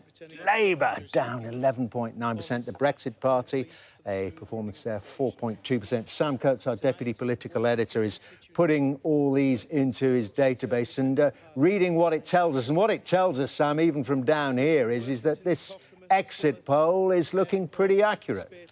Absolutely, Dermot. That's increasingly clear. We are on course for a majority around the range of the 86 that we saw in the exit poll at 10 o'clock. Just look at the swing in that seat of Workington. Workington has been Labour since 1979. Now, there's been a swing from the Labour Party to the Conservatives in the region of 10%. So, if you look, the Tories now have around 50% of the vote in that seat, and that was what the Labour Party got in the 2017 election. So now there's a whopping 4,000 majority in this what was once an absolute Labour heartland. So I think that will be perhaps the result this evening that has stung the Labour Party the most. If we want to look at one other result, Ian Lavery, the Labour Party chairman, there were rumours that he might even lose his seat. He has hung on, but by only the slimmest of margins. We had that result in the last few minutes, and there his majority has gone down from 10,000 at this election to 814. Again, swing in the region of about 8% from Labour to the Conservatives. Ian Lavery will be glad to have hung on, but that kind of decline in his support in his seat will sting.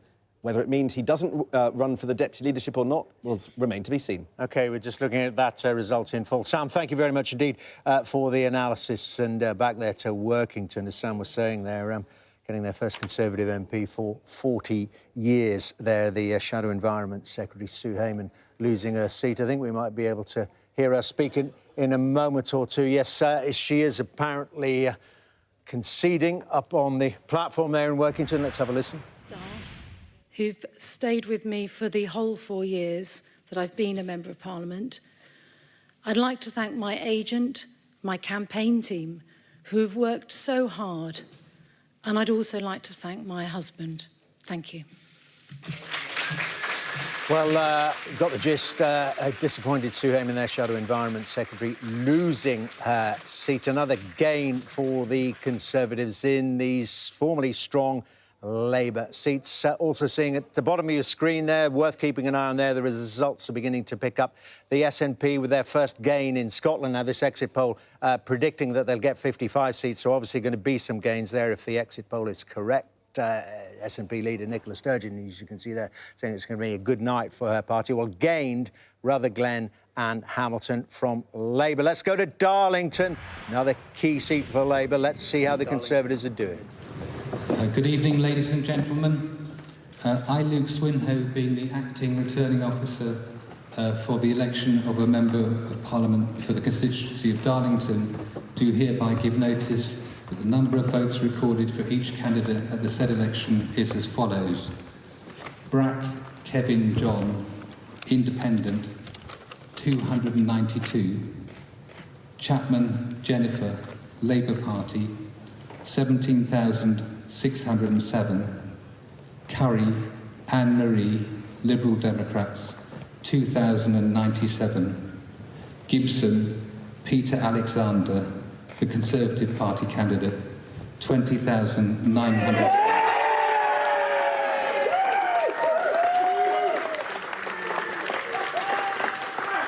20,900 and what? Mawson David John, Brexit Party, 1,544. Snedker Matthew Charles, Green Party candidate, 1,057. The total number of spark ballot papers was 81. The turnout was 65.63%. And I do hereby declare that Peter Alexander Gibson is duly elected.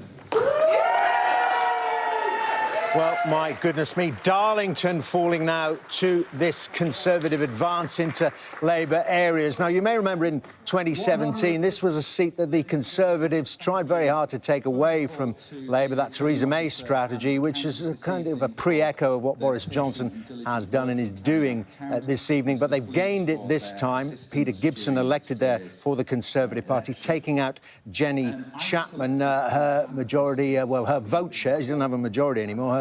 Did have a majority of 3,280. Her number of votes went down by about 5,000. The first time a Conservative has got in there since 1992. Let's have a look at the first result we were mentioning there from Scotland, and this Rutherglen and Hamilton West, an SNP gain. The other feature of the exit poll this evening is suggesting, as Nicola Sturgeon is saying at the bottom of your screen, quoted as saying, good night for the SNP as well. Does this begin to prove it? A gain from the Labour Party. It swapped hands in 2017. Labour took it from the SNP. They've taken it back in the form of Margaret Ferrier with 23,775. Labour pushed back down there to 18,545. This is the share. Then we show you the change. The SNP up to 44.2%. That's a big gain, given the way that seat has flip-flopped. 7.2% up. Labour down 3.1%. The Conservatives down 4.6%. And Lib Dems more or less level pegging. John Burker, you wanted to say something about Rutherglen, yeah? Well, simply to say that that's a return for Margaret Ferrier. She was one of the people who came in 2015. She was, in fact, a ubiquitous presence in the House of Commons, jumping up and down every day. I remember very well. She was an immensely active member, but she lost in 2017. Now she's back and with a significant... Interesting. I want to talk to Beth Rigby, though, about what's been going on in Workington and Darlington as well, Beth Rigby.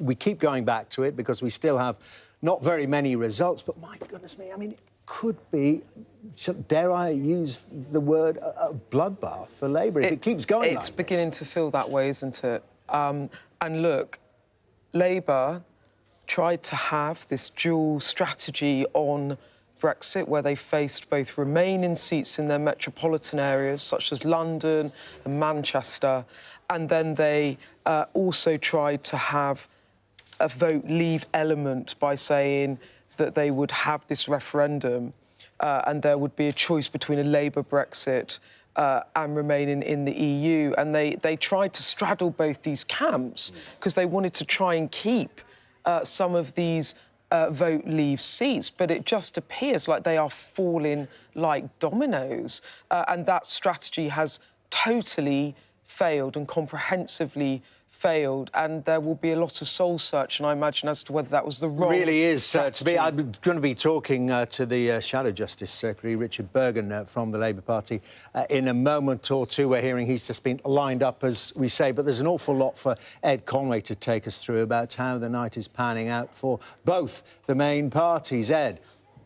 Yeah, Dermot, come down and have a look at this. I mean, here on our map, and you can see there the scoreboard evolving. You wouldn't normally see as many Conservative seats as you see there. I mean, normally most of those seats, early declarers, tend to be in the North East. You tend to get a lot of Labour around now. But just have a look at that map. The map of Britain, the political map, changing there. You can see Rutherglen and Hamilton in the first Scottish seat just there. And just look northwest, you can see Workington, a lot of seats there in the North East. Many of them still staying with Labour, but you're seeing across much of the North East swings around 10% or so from Labour to the Conservative Party. And over the course of the evening, that map will get filled in and we will show you just how the political geography of this country is starting to change. It certainly looks like it's changing. It certainly feels like it's changing at the moment. And there are many stories that we're going to tell you about, individual stories of MPs, some of whom are facing a big surprise and a big shock at the moment, starting with Durham North West. Laura Pidcock, some people thought she might be the future Labour leader. It looks, according to the exit poll, as if she might well lose her seat. Actually, at the moment, it's about too close to call, but it really is possible that she could go, given what we're seeing elsewhere and given what we've seen in the exit poll, if she could fall to Conservative candidate Richard Holden. You can see him there. I mean, that would be an enormous blow. One of the rising stars of the Labour Party there, Laura Pidcock. And you've also got other potential monumental problems for the party. Stoke-on-Trent North, that's been Labour since 1950. That looks very vulnerable. Wrexham, Labour since 1935. Leeds since 1922, and it's Liberal before that, never Conservative. It could well go. And let's take a moment to talk about the Brexit Party, though, because we've talked a lot about the Conservative Party, we've talked a lot about the Labour Party, but what about the Brexit Party? Because the exit poll, you'll remember, suggests they won't win any seats. Their best chance was probably here in Hartlepool. So in Hartlepool, Richard Tice was facing that election there. One of the Brexit Party's biggest hopes. He might not win, but he might pick up a big share in the constituency. And the data suggests that seat is going to go from Labour, Hartlepool, Peter Mantle's old seat, from Labour to the Conservatives. Now, that would be extraordinary, but it's so interesting to see what's going on beneath the surface. Is the Brexit Party picking up votes off the Labour Party, but not necessarily off the Tory Party, allowing the Tory Party to get in there? That's the big question there. In seat after seat in the North East, we're seeing that happen in the Brexit Party. In some cases, that is allowing the Tories to do well there. And that's precisely what might well happen in other seats around the country, and particularly Hartlepool. Seemed to happen in Blythe Valley as well. Also, let's have a look down in the metropolitan areas, because this really, as Beth was saying a moment ago, you know, Labour Party hoping to do well in those metropolitan areas, hoping to do well in cities, and indeed, that's a big question that they're facing at the moment. Richmond Park might well go to Sarah Olney. It looks at the moment like there won't necessarily be as good news for Boris Johnson there. The Tory party's struggling in those urban areas, doing very well in towns. Instead, Zach Goldsmith could well lose his seat. It was just 45 votes in 2017, so very close indeed. But the interesting thing is there are diverse stories here. The Tories doing incredibly well in comparison to previous elections, in comparison to history in the North East. But in other seats around the country, they may well face losses. But overall, Dermot, I mean, as you were saying a moment ago, that exit poll does look pretty convincing at the moment, given what we are seeing in these results so far tonight. Well, some of those historical comparisons are pretty breathtaking. Ed, thank you very much indeed. Let's see if my next guest, Labour Shadow Justice Secretary Richard Bergen, thinks so. How would you... very good evening to you, Mr Bergen. Good morning, in actual fact. How would you describe the evening and the early morning so far, and what is to come, perhaps? Well, it's very disappointing and it's very worrying. I'm very disappointed, I'm very worried about if the exit poll proves to be accurate, as it appears like it is, then I'm very worried about all the children who will wake up in poverty, all the people who won't get paid a £10 an hour minimum wage, all the people who are homeless, all the people who won't get a council house, all the people stacked up with debt, all of the people who are going to end up languishing on NHS trolleys in our cut-to-the-bone National Health Service.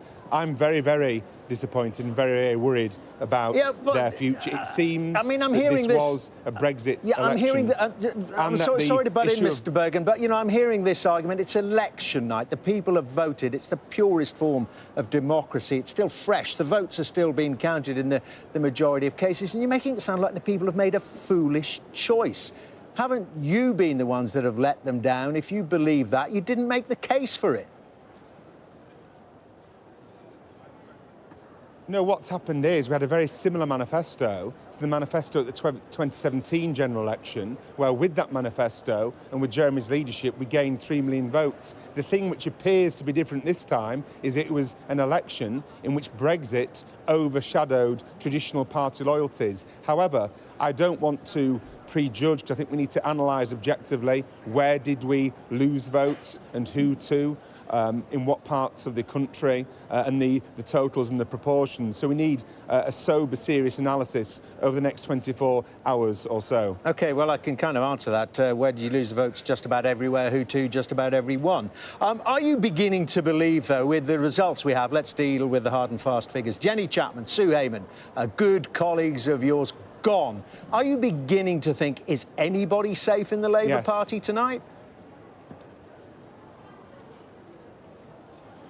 Well, we don't take anything for granted. I don't take my seat for granted. That's why I've been working very hard on it. We need to look at the results that have come out, some deeply, deeply disappointing results, some fantastic colleagues losing their seats. And as I say, I'm very worried about the future of people in this country when they're going to be led by a Thatcherite like Boris Johnson. What we've had actually is the two sides of the coin of the establishment working together. The Thatcherites in the Brexit Party pretending they're not Thatcherites, and the Thatcherites in the Conservative Party, like Boris Johnson, working together, it seems, against Labour and against our Progressive Manifesto. So, of course, just as when we lost 5 million votes between 1997 and 2010, when we supported policies of austerity and war, we had to analyse how we lost those and what we need to do. In the same way, after what appears like tonight's results, we need to analyse very carefully those results and work out what the Labour Party is going to do. I mean, you've left something out on that list of what you're going to analyse. Are you going to analyse Jeremy Corbyn in his performance?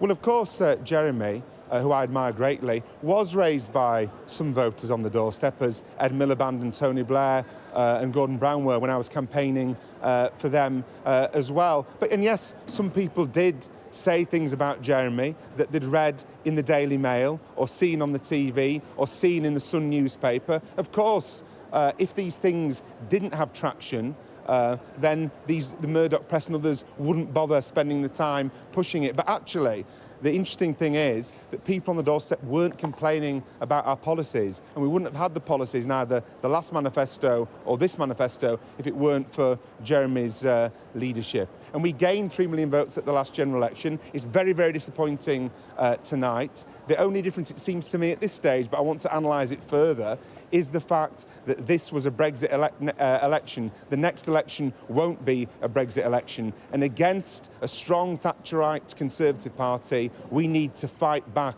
not triangulate, because the people who will lose out in communities across the country under 5 years of a Boris Johnson government deserve no less than a fighting Labour Party that will analyse a bad result but won't give up.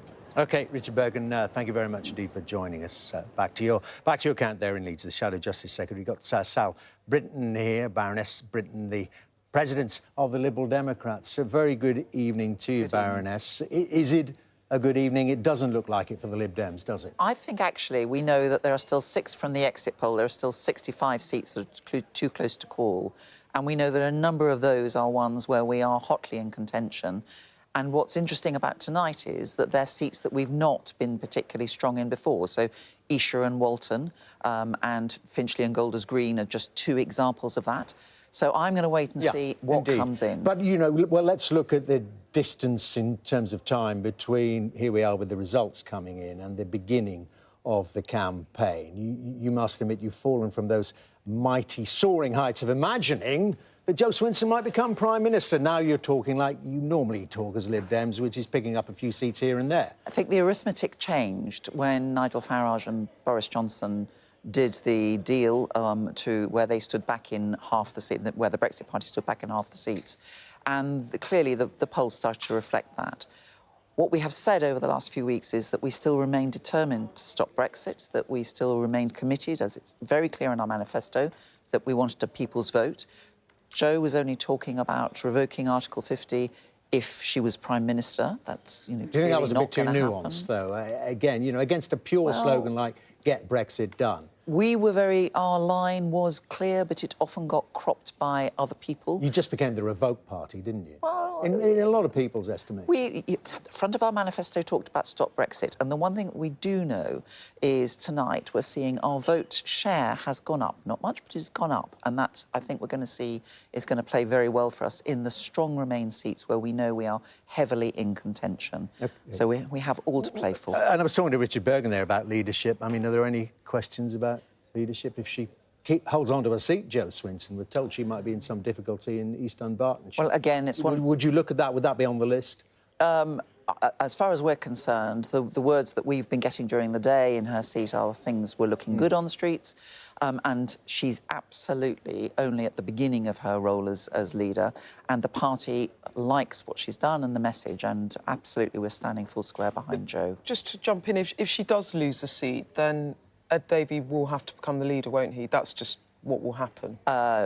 Look, it's far too early to say anything about that at all. I don't want to get into speculation, and we will see what happens. But I think what is going to be interesting is the seats that people didn't expect us to get tonight that we will get because of this issue about strong Remain votes and where we are playing very strongly. And by the way, Jo Swinson plays... the polls for Jo in those seats are strong as well. We'll wait and see. But let's get back to that point you made about the Conservatives and the Brexit Party getting their act together on the Leave side of the equation. It didn't happen well on the Remain side, did it? You had fairly confusing messages, it seems, on the doorstep, the Labour Party, the Lib Dems, and Jo Swinson spent a lot of time criticising Jeremy Corbyn. The main problem... If it was a Brexit election, shouldn't you have got a more unified message? The main problem is that nobody quite knew where Labour stood.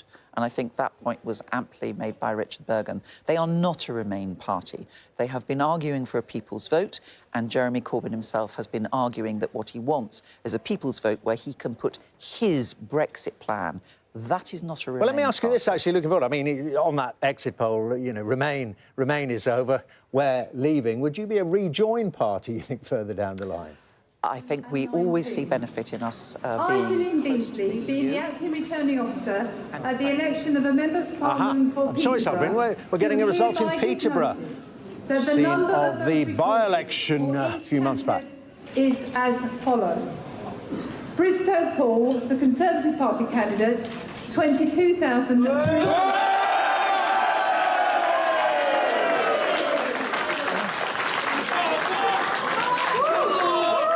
Ferguson Luke, Independent, 260. Forbes Lisa Jane, Labour Party, 19,700.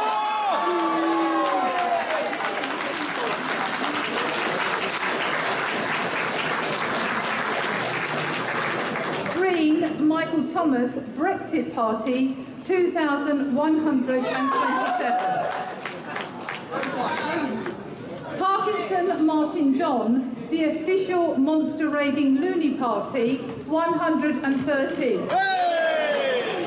Rogers Thomas Andrew, Christian People's Alliance, 151.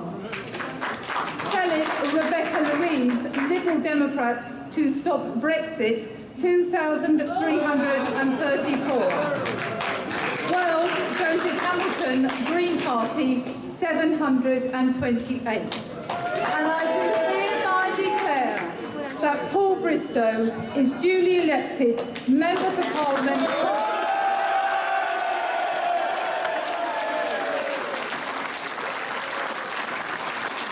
Well, there we have it. I haven't got the numbers for you. Paul Bristow, he's making his acceptance speech there again from Labour. By-election there, the original Labour MP had to stand down. A problem with the law, and there was a by-election, and there we are. Let's just take you through the numbers. I wonder if worth hearing from Paul Bristow, Conservatives there overturning the by-election result and, of course, the previous general election result on which we base the change in share of the vote. Paul Bristow, there were 22,343. Lisa Forbes, who got in the by-election, 19,744.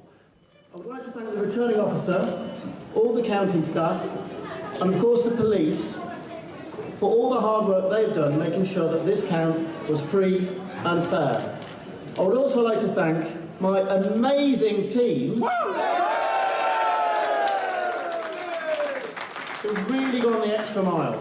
We've been outgunned by Labour shipping in momentum activists from areas across the country today, but we have fought to the bitter end and we got the result that we deserve. And to name many of my team individually would take far too long, but I just do want to thank my agent Peter and my campaign manager Sandy, and all of you really. You know who you are for all the hard work that you've done. And finally, I just want to mention my parents Sandra and Alan, my biggest fans, who have stood with me through thick and thin. Today is a massive day for me, but tomorrow could be an even bigger day, because it's when my second child is due. So I'd like to thank Sarah and my unborn child for just waiting that little bit extra.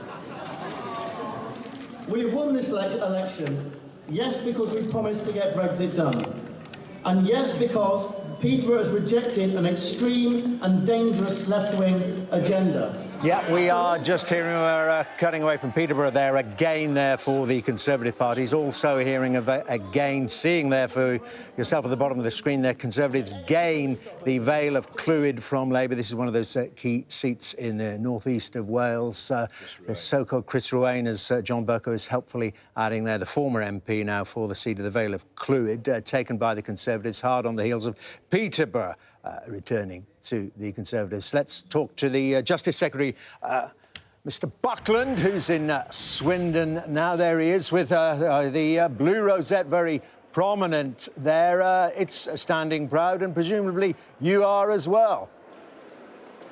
Well, I'm still waiting for the declaration here in South Swindon. The count is proceeding apace. I'm, in the well-worn phrase, cautiously optimistic. The result in North Swindon for my colleague Justin Tomlinson was a stunning 16,000 majority. So we are very hopeful in what is seen as a great bellwether of the country that both Swindon seats will stay blue tonight. Yeah, I mean, and it's not just those, isn't it? We had Peterborough, Vale of Clwyd, Workington, Darlington. You mentioned Blythe Valley. The list is being added to almost minute by minute right now, and that exit poll looks pretty on the numbers for the Conservatives. Well, I'm very much hoping that it is, and what I'm really pleased to see is the geographical spread of seats, getting James Davies back in the Vale of Clwyd, Paul Bristow after many attempts winning in Peterborough, but those seats up in Cumbria and in Northumberland and County Durham. This is a Conservative Party that will represent the whole of the country. That will bring its challenges, yes, but it will also bring huge opportunities for the Conservative and Unionist Party. Well, interesting what you say there. I want to pick up on that, to represent the whole of the country. I mean, you understand, of course, I mean, I know you use that phrase, but there are several countries in the United Kingdom. And let me talk about Scotland. Just hearing, we mentioned the gains for the Conservatives. Well, the SNP have taken Angus away from you, and again on the exit poll, which you seem to accept the direction of travel. In Scotland, the direction of travel is that the SNP are going to do very, very well, meaning presumably you're doing very badly. What do you think it means for the integrity of the United Kingdom if the result turns out this way for the SNP? Well, I'm very mindful of results in Scotland, and we need to digest fully what the final picture looks like. What we must avoid is more years of damaging and wasteful debate about the Constitution. You know, Scotland decided decisively to have progressive devolution back in 1997. It's increased its powers ever since. It's a proud nation, part of our United Kingdom. I still believe passionately as a Welshman and as a British patriot that Scotland is better off with us. We are better together. And I think that message still has to be very clear from the Conservative Party, but at the same time understanding the needs of the people of Scotland, respecting that and working as constructively as possible to make sure that the whole of the United Kingdom cleaves together in a positive way. OK, Secretary of State, thank you very much indeed. We're going to Putney. Let's see if the Conservatives can hold on here, or has the main vote in London done it? Let's listen in. Notice that the number of votes recorded for each candidate at the said election is as follows. Fleur Anderson, Labour Party, 22,780.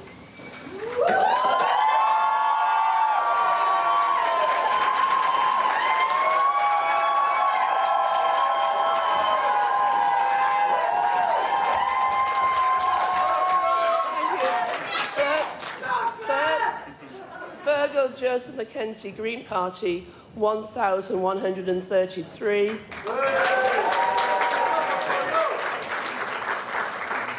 Will Sweet, the Conservative Party candidate, 18,000.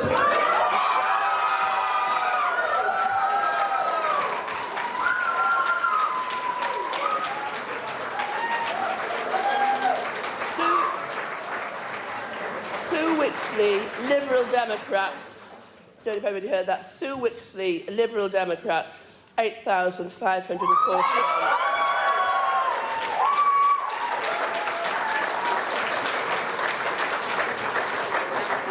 The total number of ballot papers rejected as follows. Want of official mark.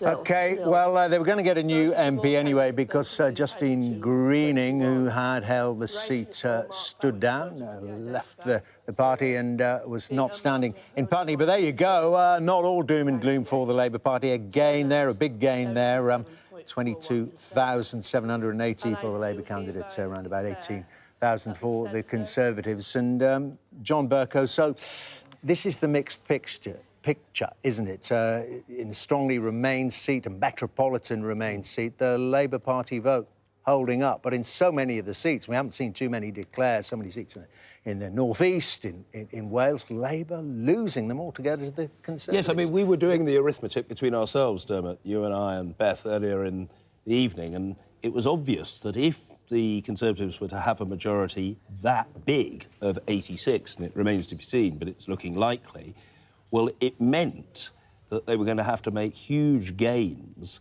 in the North and the Midlands because we could tell that they had lost seats in Scotland and that there was every prospect of them losing seats in London.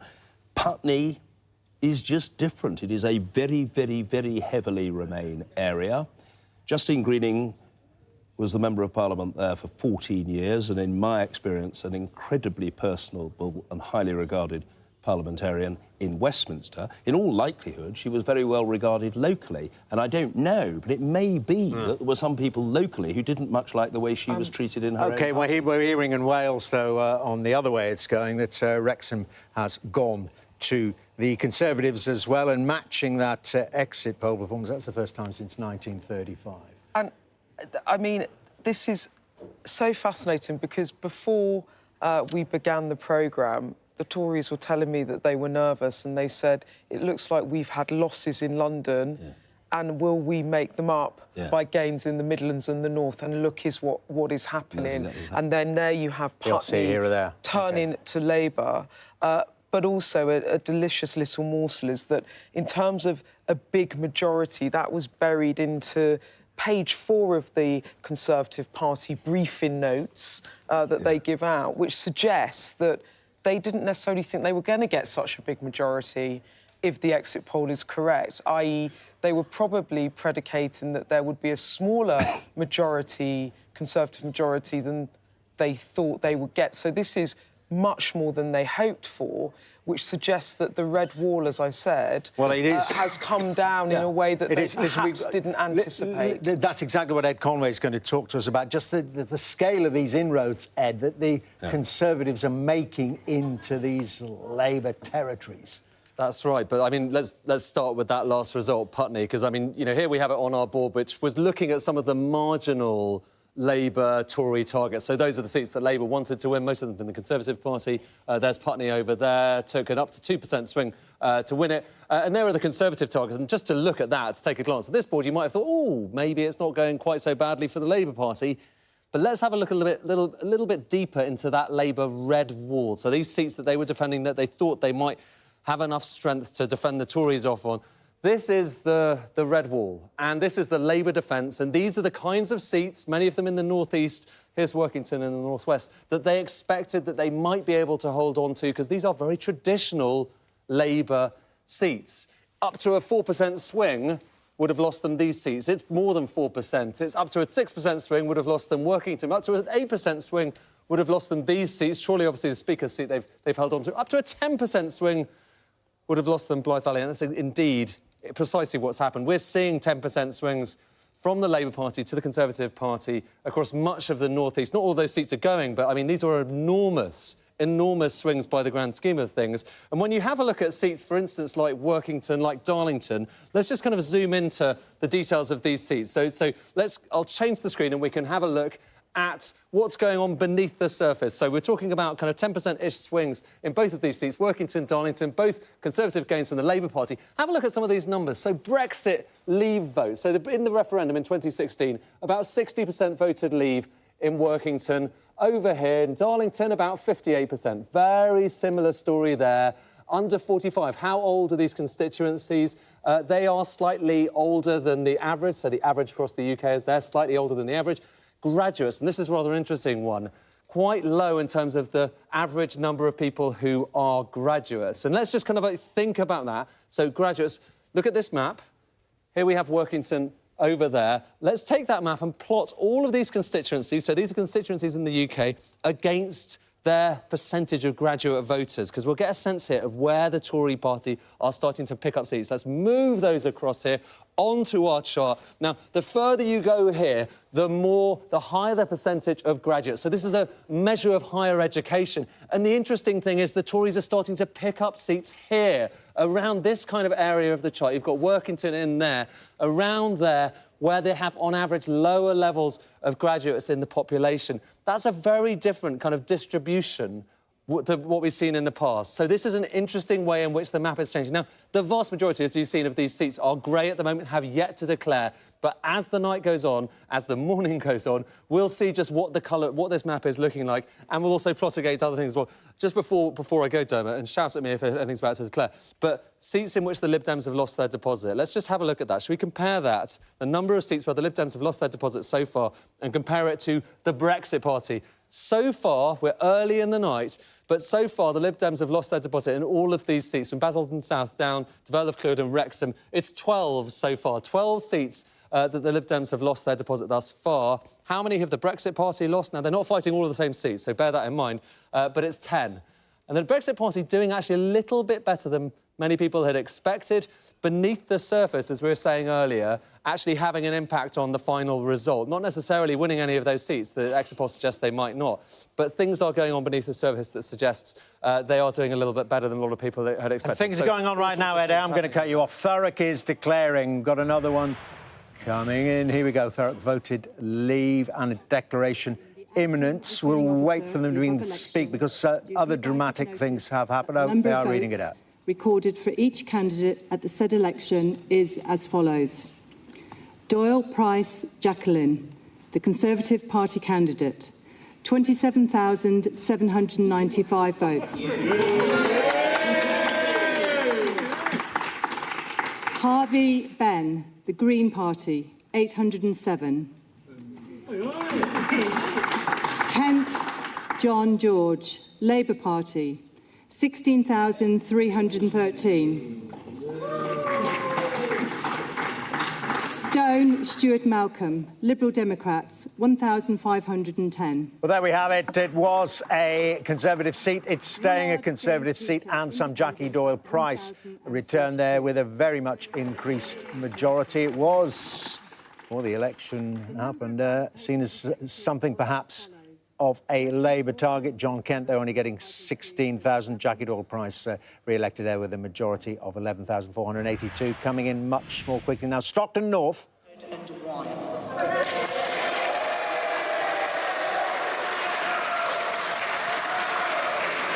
King Aidan, Liberal Democrat, 1,631.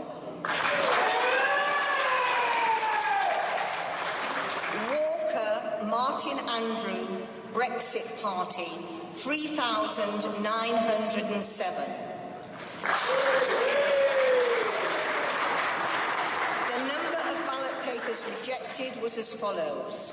Want of an official mark at 0, voting for more than one candidate, 26, writing or mark by which the voter could be identified, 2, unmarked or void for uncertainty, 88, a total OK, Vale of Glamorgan, a Conservative seat. Alan Cairns was the MP there. Let's listen in. We got a declaration underway. Canlyniadau I etholaeth Bro Morgannwg yn datgan fod y cyfanswm o bleidleisiau a roddwyd I bob ymgeisydd Balaganlin. Cairns Allen, the Conservative Party candidate, 27,305. 27,305.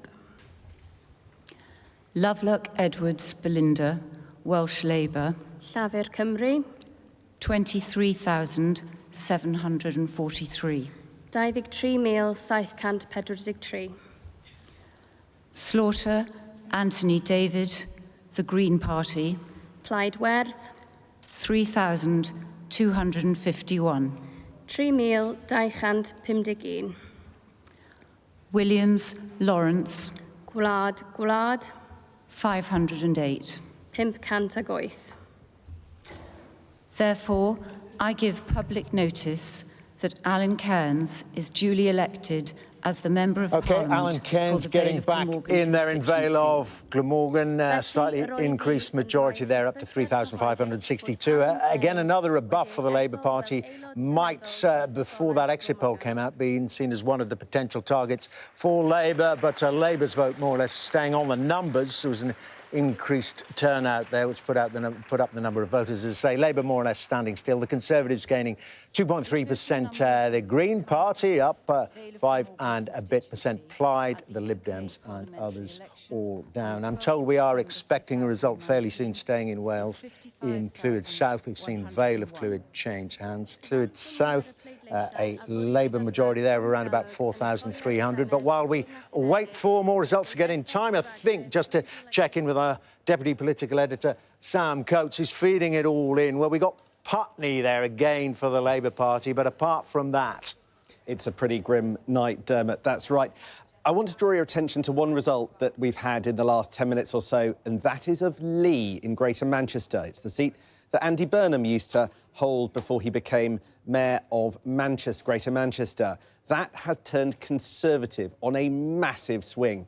If you look at the list of targets for the Conservative Party that they wanted to take from Labour, that was 91 on their list. It truly does suggest a dire evening for the Conservatives. Now, a few moments ago, you saw from Ed Conway on his wall how the red wall for Labour was tumbling. Some of the seats that people really didn't think at the start of this campaign would fall have now gone blue. Lee is the furthest along that list of any of them. But I think the point that Labour folk tonight are just coming to terms with is that these seats haven't been taken by tiny majorities. They've been taken by really rather big majorities. So Wrexham, 2,000 votes. Vale of Clwyd, 1,800.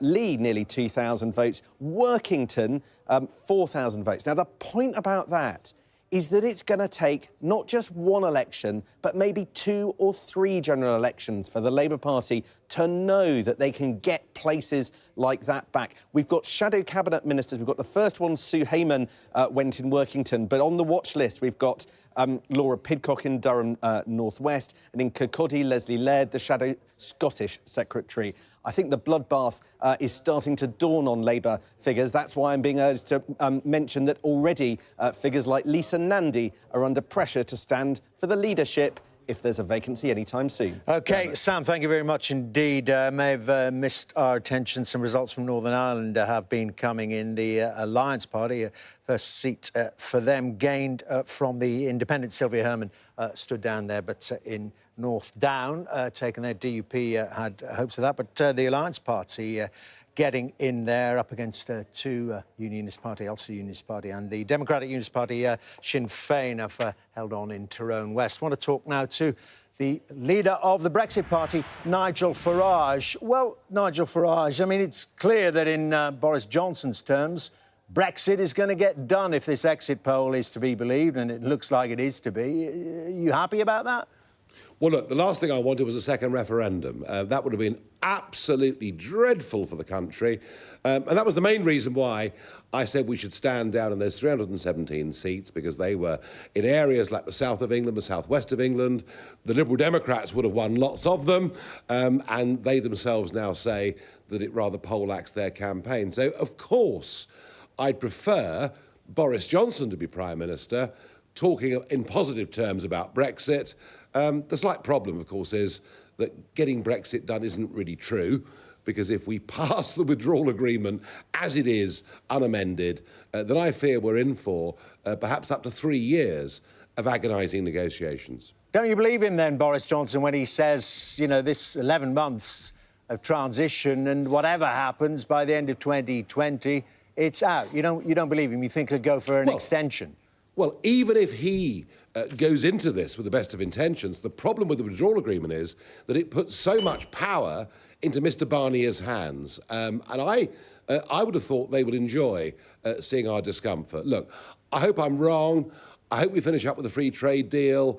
I hope we don't finish up with regulatory alignment on everything from financial services to fisheries. But as it is, the way the withdrawal agreement is worded is, from a Brexiteer's point of view, not satisfactory. You know what? You agree on one thing anyway with my guest. I'm sure you've been watching during the evening, former Speaker John Bercow, and that is John Bercow on the fact, Mr Farage there, saying that passing the withdrawal agreement is not getting Brexit done.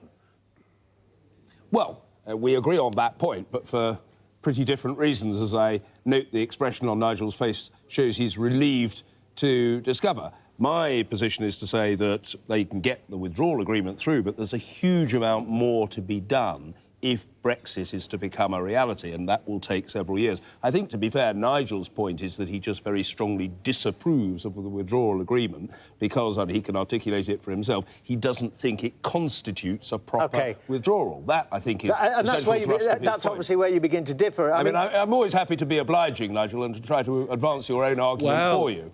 Even if I think it is absolute copper-bottomed rubbish. Nevertheless, I'm happy to help to articulate your point of view if I'm invited to do so. Well, what is not copper-bottomed rubbish is that people like me have campaigned for a quarter of a century for us to become an independent country. And my concern is we're leaving one set of EU treaties for a new set of EU treaties which bind us too closely in. I want us to be absolutely free. But look, that argument is one that will begin next week. For now, for tonight, I did all that I could, leading a very new party that was set up to get Brexit back on track. I tried to use whatever influence I could to stop a second referendum, and I think I've had some success. Let me put another point to you. Well, I'll let John Bercow put it as well. Another point that John Bercow has been made about the size of the majority which is forming here potentially, and if it is on the exit poll of 86 seats. John Bercow, you put it to Nigel Farage that it frees Boris Johnson to do more or less whatever he wants.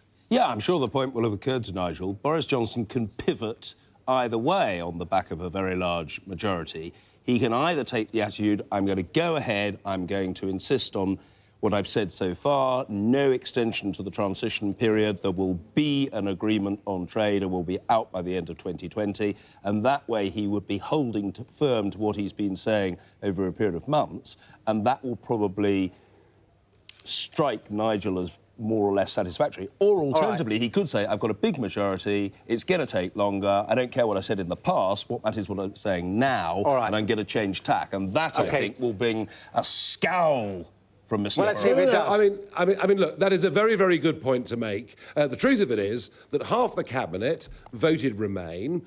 Michael Gove, I was with him earlier, clearly wants the softest of all Brexits. Boris, whilst he's committed to leave, has never really, I don't think, been keen on leaving on WTO terms. And my view is a big majority means that the influence of the ERG, the influence of those who are committed Eurosceptics, becomes a lot weaker. And I would expect, I'll predict, that by the 1st of July, we will be extending the transition period out till 2022. Well, I hate to say so, Nigel, and I'm sure it's embarrassing for you too, but I think we might agree about that. Here we go again. So let me put another point to you, though. Given the performance of the Brexit Party and the seats you've stood in against those Labour MPs, doing fairly well, aren't you? I mean, would you be tempted to join the Green Party, the Lib Dems and others who are coming on this programme saying we urgently need electoral reform? It doesn't look like you're going to get any seats.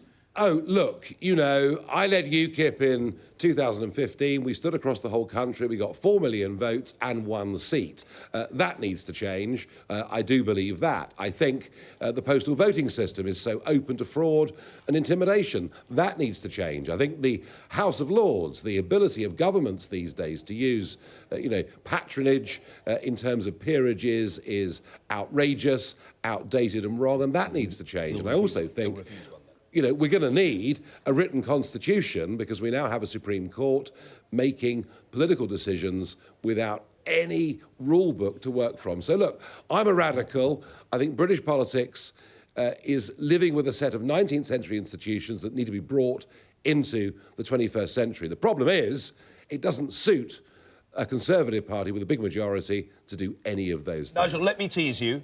You spoke with seamless and undiluted eloquence in opposition to the use of patronage, and you referenced the House of Lords. Therefore, I think we can take it from you at 2:12 in the morning that if you are offered a peerage, you will in fact turn it down as a matter of absolute and unbending Faragian principle. Well, that's the difference, John, isn't it? They won't even offer you one. That's true. And they keep trying to buy me off with one, and I keep telling them I'm not for sale, all right? OK, well, what a man of agreement there between Nigel Farage and John Bercow. Listen, results and coming in unexpected. Nigel Farage, you'd be interested here that Hartlepool is expected to declare soon. Richard Tice, your chairman, standing there. See if you actually might manage to get a seat. The exit poll doesn't seem to suggest that. And thank you very much indeed. We're going to say goodbye to you, Mr Farage. Stockton South, this was Labour gain in 2017, a declaration expected there. Clwyd South, you may remember me mentioning a few minutes earlier in Wales, up in the northeast of Wales there. We didn't show you the numbers, though, again there from the Labour Party. Simon Baines there with 16,222. Labour pushed back to nearly 15,000. Hartlepool, I just mentioned. Well, let's see how this one goes. Brexit Party there. Maybe the Conservatives will do well as well. Let's see how it goes. We're going to bring you that shot in a moment or two. In between time. There we are. Declaration imminent. As I said, once the seat of Peter Mandelson way back when, in those distant Blairite years, Mike Hill defending now for Labour.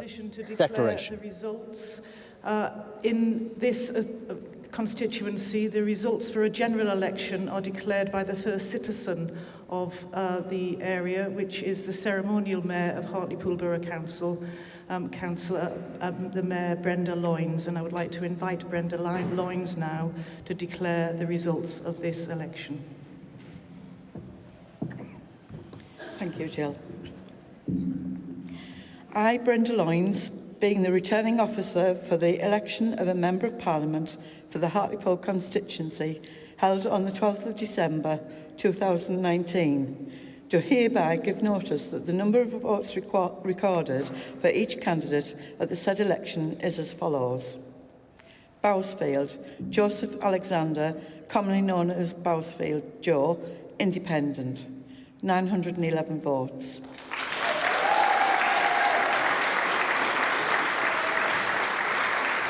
Cranny, Kevin, Socialist Labour Party, 494 votes. Hagan Andrew Michael, commonly known as Hagan Andy, Liberal Democrat, 1,696 votes. Hill Michael Robert, commonly known as Hill Mike, Labour Party, 15,464 votes.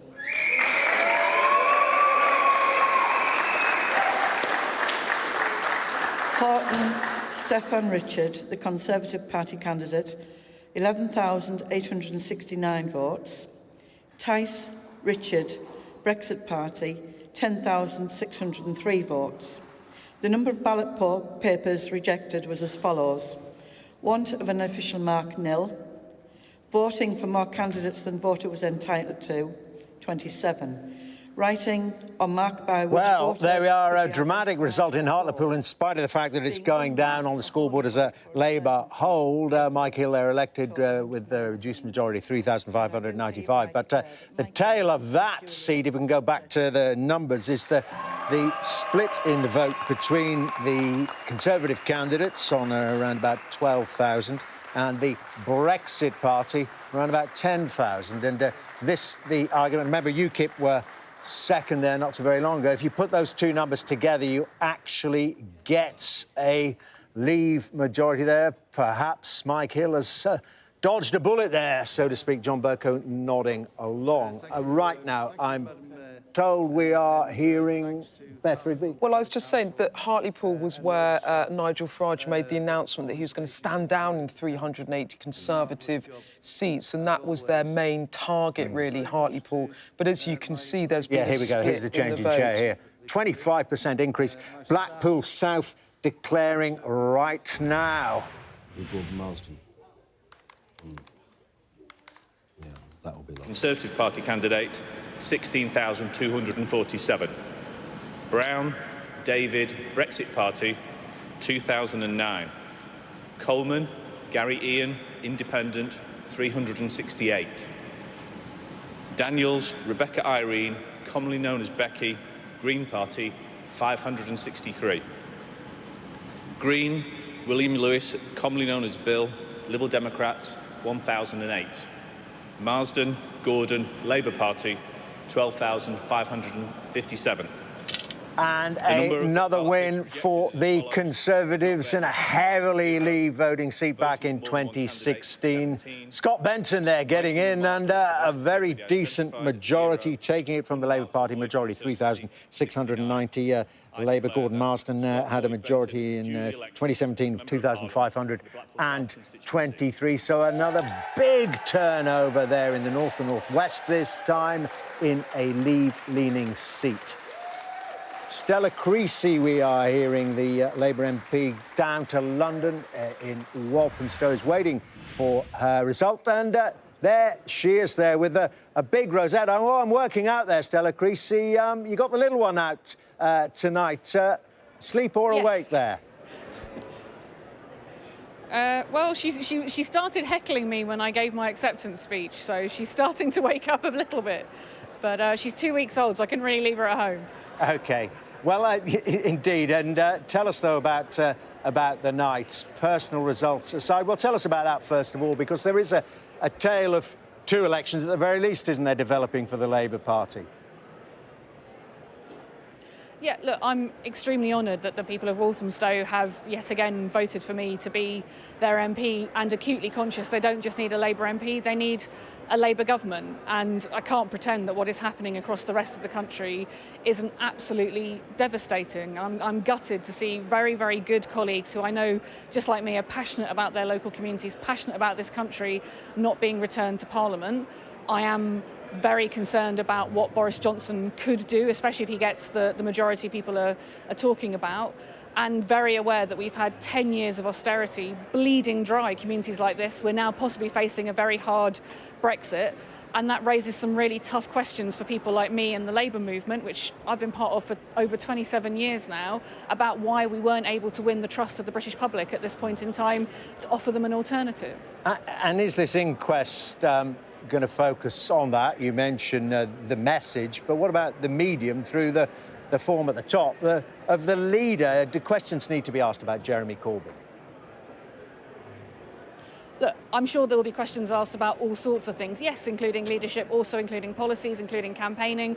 That's what happens after an election. Right now, it's about 1:30, 1:45 in the morning. We're still seeing what is happening. Obviously, some of my colleagues are managing to hold on, which is fantastic. Some of them aren't winning, and I'm really hoping we're going to get a positive result here tonight in Chingford. That's the one result we're waiting for now here. Look, we have to see how the pieces lie first, but I don't think any of us can pretend this is what we were hoping for and what we've been fighting for. And obviously, we owe it to the British public to ask ourselves why we didn't win. You mentioned Chingford there, waiting to see if Ian Duncan-Smith might be removed by a Remain vote, and that's what I referred to I suppose in my first question to you, this tale of two elections at least, is Labour now becoming a metropolitan party? You can only win in remaining seats like yours. Look, let's see how the results go. From what I understand, we've just held on in Hartlepool, which I think you would argue is a very different type of seat. We have to see what the results are. I've only seen a handful come in so far. Obviously, I've been here at the count and also looking after this one. But I do accept the challenge that we need to be a party that can win support across this country in order to win a government. I don't think that's an unfair question. I just don't know at this point in time what the test is that we've met. OK, thank you very much indeed. We are hearing from the leader, Jeremy Corbyn. Thank you very much for coming. Lovely to see you. Mr. Corbyn.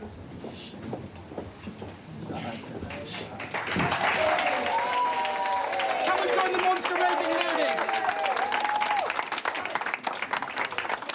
Hanukkah's come early. Hanukkah's come early.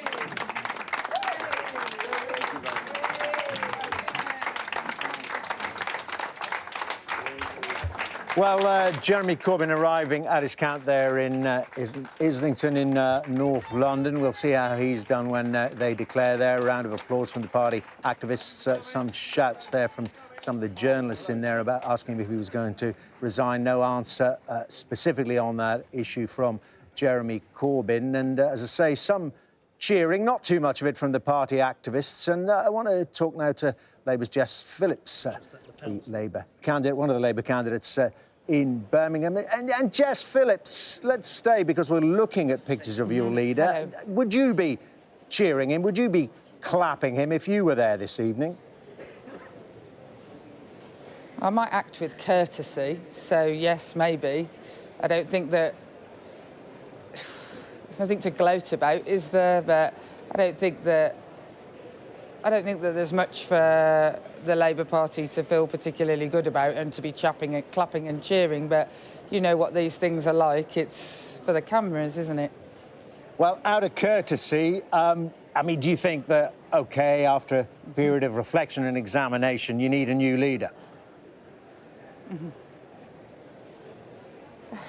I mean, it would be impossible to say anything other than that, but as I've said on everybody who's put a camera in front of my face, I'm not going to stand here and scalp Jeremy Corbyn. The country, once all the results are in, it appears it is making quite a clear statement about how it feels about the Labour Party, the Labour Party's offer. The Labour Party for quite some time, and you know, I'm not going to be the person who writes your headlines, because actually I think that there are other people. I'm just a mere backbencher. There are other people who probably aren't letting you put cameras in front of their faces, who probably should be talking about what they think has gone wrong. And I'm not going to write your headlines for you tonight. OK. No, indeed. Well, we don't. Something has got to change. You're right. We don't know what the headlines are fully going to be yet, but the results are coming in line with what the exit poll is telling us, and many people like you, prominent figures in the Labour Party, are saying, yeah, well, it's not going to be a good evening, to say the least. So just let me ask you. Well, it's terrible. Well, there we are. A bit of a headline in itself, one might say, Jess Phillips. But this issue of where Labour can win, it's the cities now. You're looking like you could become almost an extinct species in the towns and major parts of the kind of post-industrial northeast, northwest Wales. The list goes on. It won't become extinct if we properly go out and listen to what is going wrong and properly act on it and actually try and do something. It's funny because Jeremy Corbyn has always been seen as being a radical, something radically different. But the reality is the Labour Party needs to radically change, because I don't believe it's extinct in towns or in places where I am absolutely certain, as somebody who represents a Leave seat that has suffered terribly from austerity, that the Conservative Party will be found incredibly wanting. And so I don't think that the Labour Party is extinct, and I think it has every chance to rebuild itself. But that notwithstanding, tonight is terrible. It's horrendous, it's heartbreaking, it's painful. It's painful for the people that I need to serve. It's painful for all of my constituents who are facing real challenges because of decisions made by the people who have governed us for nearly a decade. I remember when things used to get better, and now people have just got used to things getting worse. OK. And that is a tragedy that tonight the Labour Party wasn't able to rescue them from that. OK, Jess Phillips, thanks very much indeed for spending the time to talk to us. So we want to go live now to this count of the Labour leader, Jeremy Corbyn, there in North London. My colleague Sophie Ridge is there. And Sophie, we saw this ripple of applause as he arrived. Looks fairly muted. Tell us about it. I think it does feel quite muted here. I mean, this really is, you know, Jeremy Corbyn's stomping ground. He's held this seat since 1983. He's certainly not under pressure here if the number of red papers being counted up or anything to go by. But certainly when he came in, although he was greeted by supporters, by colleagues, there was a ripple of applause, it does feel muted. And that is clearly because of the exit poll and the results coming in so far. He may not be under pressure here in Islington North, but he is certainly under pressure nationally, and I think there will be questions asked of his leadership as the night unfolds, because 71 seats losses that the exit poll is predicting, their worst result for many decades. We've seen some of these results coming out soon. One of the results that we're expecting to hear right now is in Stockton South. Again, this is the kind of Leave voting area where Labour has been under pressure, so we can have a quick listen to try and find out what's happening there. Could it be more pressure on Jeremy Corbyn? The number of votes recorded for each candidate is as follows. Devlin, Brendan Michael William, Liberal Democrat, 2,338.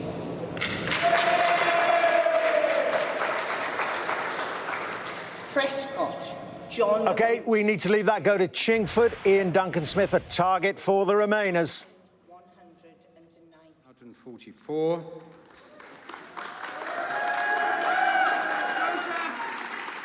Pfizer Shaheen, Labour Party, 22,219.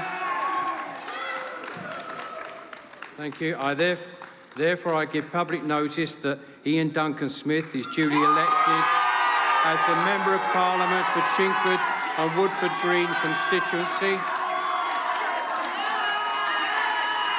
Ian Duncan-Smith back there, one of the top targets there for Labour and the Remain inclined vote. Former leader of the Conservative Party, of course, leading Leaver, Brexiteer, member of the European Research Group. Well, he's back. And what did I see him breathing almost a sigh of relief there? We'll get you the numbers specifically on that constituency very soon, but just there at the bottom of your screen. Well, Conservatives have reached 50 seats of this predicted total of 368. A bit of a swing there to Labour, and the Lib Dem vote, though, look at that, just about splitting it enough to let Ian Duncan-Smith in. It was a close-run thing. Let's listen in to Mr. Duncan-Smith. Can I thank, I hope on everyone's behalf, Mr. Mayor, the returning officers, all those who have worked incredibly hard here, both at the polling stations and also here doing the count tonight. Can I thank all of them, the police and all the security staff and everybody else. I wonder if we could give them a round of applause. They've done incredibly well.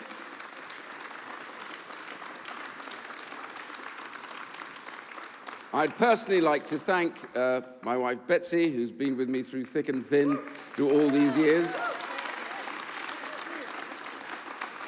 And also the incredible team, my team, who have worked unbelievably hard to get the results. So my thanks go to all of you, heartfelt thanks for the hard work that you've all put in.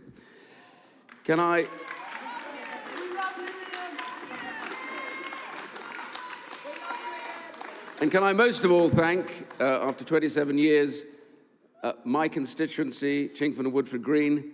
I think they are fantastic, and I dedicate the next 5 years to serving them in my best capacity that I possibly can, no matter what they voted, no matter what their views are.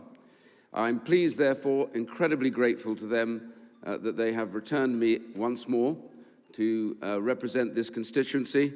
And I'm also incredibly pleased that it looks like that I shall be doing so starting from Monday in a Conservative majority government. Thank you very much indeed. In Duncan Smith back in Narrow Squeak in Chingford. Let's go to a Labour gain from last time round.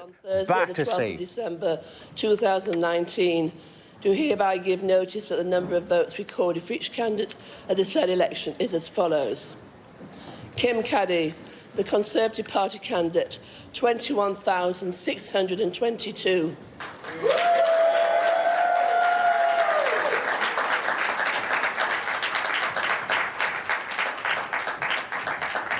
Lois Elaine Davis, Green Party, 1,529. Marsha Chantal de Cordova, Labour Party, 27,200.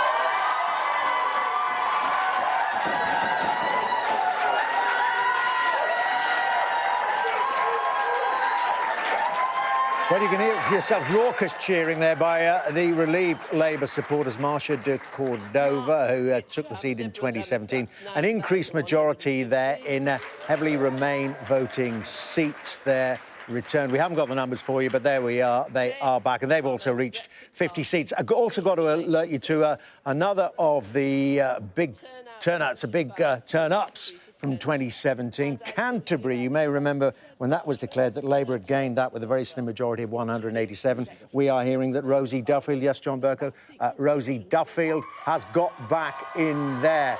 The exit poll suggesting that the Tories might regain Canterbury. Well, they haven't. Again, and look at the turnout, 75%. Again, a Remain-leaning seat, Rosie Duffield there. 29,000 over the Conservatives, 27,000. Rosie Duffield elected with an increased majority. I said it was only 187. Well, she's multiplied that by more or less exactly 10, 1,836. Let's go back to Sophie Ridge and get her assessment. Now, what we're seeing here, Sophie, is what I was putting in part to Jess Phillips. Labour, where they are doing well, tend to be these cities with Remain-leaning seats and in the southeast, and these vast swathes, it looks like, of their former heartlands under real threat.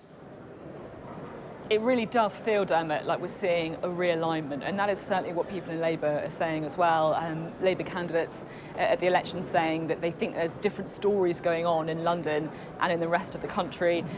Talking to people in close to Jeremy Corbyn, the Labour leader as well, they're saying to us, sorry, we're just hearing some overhead speakers from the declarations here.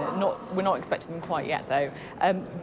People close to Jeremy Corbyn also saying that just look at the areas where we're losing. That goes to the heart of the problem. And I think it is Brexit, but it also perhaps goes a bit further about identity as well. Do they feel that the Labour Party really represents the identity that they feel politically, as opposed to being perhaps a bit too much of the kind of liberal metropolitan party that some feel it's becoming. Certainly you're seeing that in some of the seats. Labour taking gains in places like Putney, but losing some of those really long-standing seats that they've held for a long time: Blythe Valley, Workington, Blackpool South, Darlington. We can bring in my colleague Jason Farrell now, who's been following Jeremy Corbyn. You're just looking at pictures there of him arriving at the count just a short time ago, about 10 minutes ago, wasn't it, Jason? Yeah. You were there. What did he look like? Well, I just got him getting out of the car, actually, so when he was still outside, and he was quite in a hurry to get in. I asked him, his reaction to the result. He just thanked me for the question, but didn't answer. Asked him if he was going to stand down. He was quite determined to get to the door. I asked him a few times. He didn't answer. Earlier, when I spoke to someone from his camp who was with him at the time of him seeing the exit results, he was apparently in shock. That person said he needed a bit of time to just absorb the result. But I think as his colleagues absorb it, especially those more in the centre of the party, they're reacting and blaming him. And he must be seeing that. He must be seeing some of his own MPs really turning on him now, especially those who tried to oust him back in 2016, saying a sense of, I told you so. Also, a lot of people, MPs I've spoken to in the north, saying that he's created a cabinet that was too London-centric, and saying, you know, don't just blame this on Brexit. It's about more than that. It's about more than that, yeah. OK, thank you, Jason, very much for that analysis. Well, as Jason was just saying, pressure really growing on Jeremy Corbyn. Many feel that he should be considering his position if that exit poll is right, if the losses that they've seen so far continue throughout the night. Projected to lose 71 seats compared to in 2017. So certainly pressure growing on the Labour leadership now. Back to you for now. OK, yeah. Sophie, back with you soon. I just want to talk to John Bercow about some of those results we've just seen. First of all, the Labour holding and increasing their majority in Canterbury, holding on, we're seeing there as well in Norwich South. Again, what Sophie was saying, really, these remain seats. Labour holding on there, but not in a lot of other places. No, Sophie Ridge, of course, is absolutely right about that, Dermot. But I think there's just one other point to add in relation to Rosie Duffield boosting her majority in Canterbury and Clive Lewis being returned in Norwich South, and that is that it's not just a matter of Remain per se. It is that those two particular constituencies are, of course, university constituencies, a very significant student vote there. As far as Battersea is concerned, which happens to be my home seat, Marsha de Cordova has strengthened her position there, and that doesn't really come as a surprise. The demographic is just markedly different from that in so many other parts. Let's just reflect on and your overall thoughts as well, Beth Rigby, our political editor there. In Chingford, Ian Duncan-Smith getting back in, a feature there of the, I called it the Remain vote, let's call it the referendum vote. But Labour and the Lib Dems, well, if one of them hadn't stood, they had enough to take out Ian Duncan-Smith, and this was meant to be one of the top tactical voting I can tell you they were very, very worried about that. Yeah. Priti Patel, the Home Secretary, was in that constituency leafleting with Ian Duncan-Smith. He has worked his socks off and he's only just hung on. But keep talking, but I'm going to throw this in there. Conservatives have gained Scunthorpe. We don't have the numbers yet, but they just keep coming in. I mean, look, this is really a seismic election here. We've become used to, certainly in my sort of lifetime of covering politics, narrow majorities, coalition governments, hung parliaments and party systems where there's give and take and compromise. This sort of majority is going to give Boris Johnson the kind of power, executive power, to really potentially reshape our country, to have a very different type of politics for the next 5 years. I can't overstate what a big change this is going to be for the country. And secondly, and the Scunthorpe result reflects it, the bases of the parties are changing. London is becoming metropolitan, university-educated, liberal, if you like. The Tories are taking traditional Labour, working-class, heartland areas, and that is going to have an effect too on how Boris Johnson has to run his government, because he's going to have a different bunch of voters now supporting. It's an interesting point, Beth. Just very quickly, John, because no, please make your point. Sure. No, what we've got here is identity politics trumping old-fashioned socio-economic determination of how people vote. People used to vote on a straightforward economic basis, and maybe people are now voting on a different basis. And the question is, will that be sustained? I've been in the House of Commons 22 years, and there's not been a Conservative Member of Parliament for Scunthorpe until now. Yeah. Lots of implications for both the major parties there. Another gain. Look, they just keep coming, as I say, Redcar, 15-point swing or so, again for the Conservatives, 15-point swing or so away from the Labour Party. There's the numbers for you, what reading that makes for Jeremy Corbyn and all the leadership of the Labour Party. Jacob Young in there at 18,811, and look at that change in share. Look, it's just the way. It's just the way that the Labour vote has been whacked down. 18% fall there. Brexit Party doing fairly well. The Brexit Party standing in these former Labour seats now. Redcar again, another gain. Listen, the Conservatives also doing well in Wales. We've seen held on in Vale of Glamorgan, took Wrexham, took Clwyd South, and Dan Whitehead is there to talk about the picture in Wales. Dan. Yeah, Dermot, what a fascinating evening we are having here in Wales. Vale of Glamorgan, Alan Cairns, the Conservative MP, holding on to his seat here despite controversies. He had to stand down, of course, as the Welsh Secretary at the start of November, but he held down this seat here, doubled his majority, in fact, to 4,000 votes. But we are seeing some significant Tory gains in Wales, and to discuss those, we are joined by the Head of Politics from Cardiff University, Roger Allen Scully. Thank you for joining us, Roger. I mean, let's start with Wrexham, for instance. What have we seen up there tonight? Well, the Conservatives, not had this seat for a very, very long time. They did not win it at all in the entire 20th century, yet they won the seat quite clearly tonight. And that was very significant, actually, that result, because it's the first ever time that the Welsh Conservatives have elected a female MP.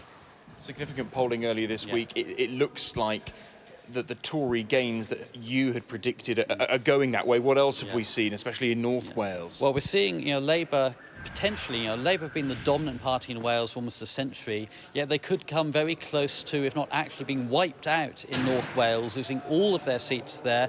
We're seeing also significant losses in terms of Labour vote share in some seats in South Wales, maybe one or two further seats going to the Conservatives. And it seems as if the Welsh Conservatives could equal Margaret Thatcher's record from 1983 of 14 Welsh Conservative MPs, the best they've done in any election since the war. And that's the record. Anything above 14 for the Tories in Wales is going to be a record. Yeah, absolutely. This would be genuinely historic. And seeing the results here, seeing the results in other parts of Wales, it's far from inconceivable when this night is done that they could actually do that. What's going on here, Roger? Is this Brexit? Is it Jeremy Corbyn? Is it both? We're seeing, I think, in many parts of Wales, as we've seen in much of England as well, in those sort of smaller towns and some of those traditional Labour areas that voted for Brexit, people are deserting the Labour Party in significant numbers, going straight over to the Conservatives, the ultimate Labour nightmare. We're also seeing, though, I think, the Jeremy Corbyn leadership did not work in Wales, Labour's traditional bastion, any more than it's worked in many of Labour's other traditional areas of strength. We're just going to cross to Anglesey, I think. I believe we're getting the declaration there now.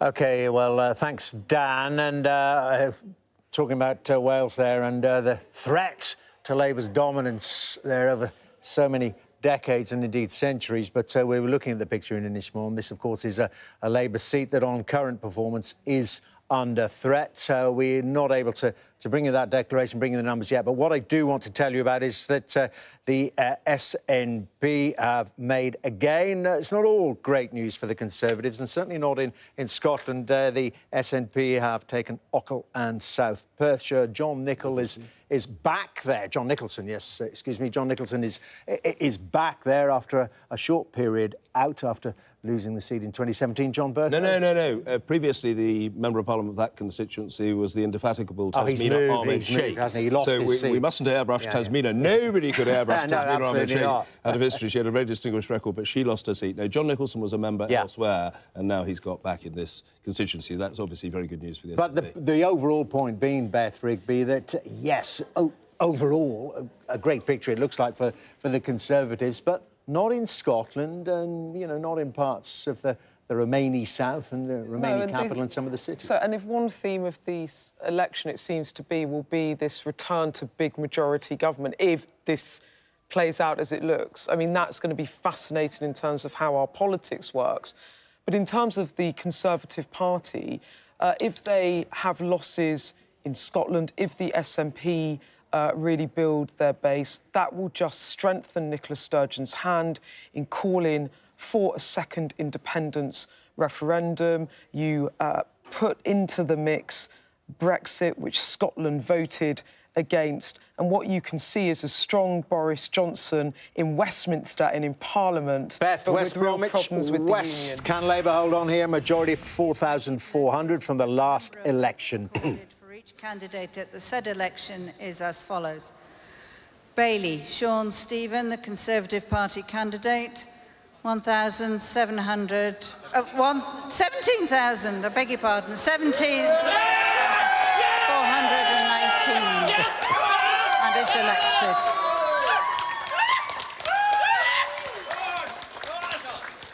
Clucas, Helen Flora, commonly known as Clucas Flo, Liberal Democrats to stop Brexit, 915. Cunningham James Thomas, Labour Party, 13,620.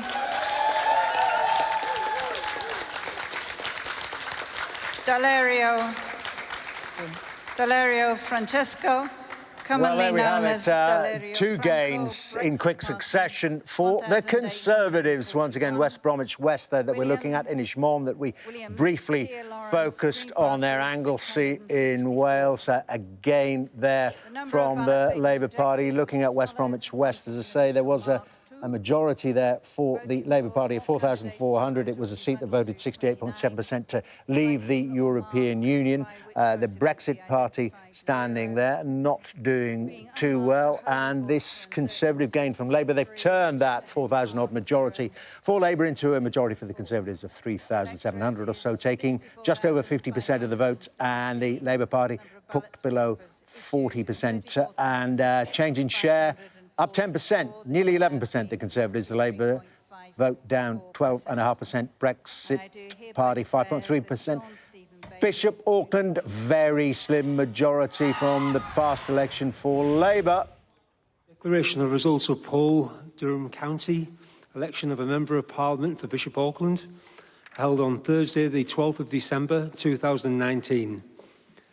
I, Terry Collins, being the acting returning officer at the election, do hereby give notice that the number of votes recorded for each candidate at the said election is as follows. Brown, Nicholas Allen, Brexit Party, 2,500. Fairham, De Henna, Sheridan, the Conservative and Unionist Party, 24,067. Georgeson, Raymond Lawrence, Liberal Democrat, 2,133. Goodman, Helen Catherine, Labour Party, 16,105.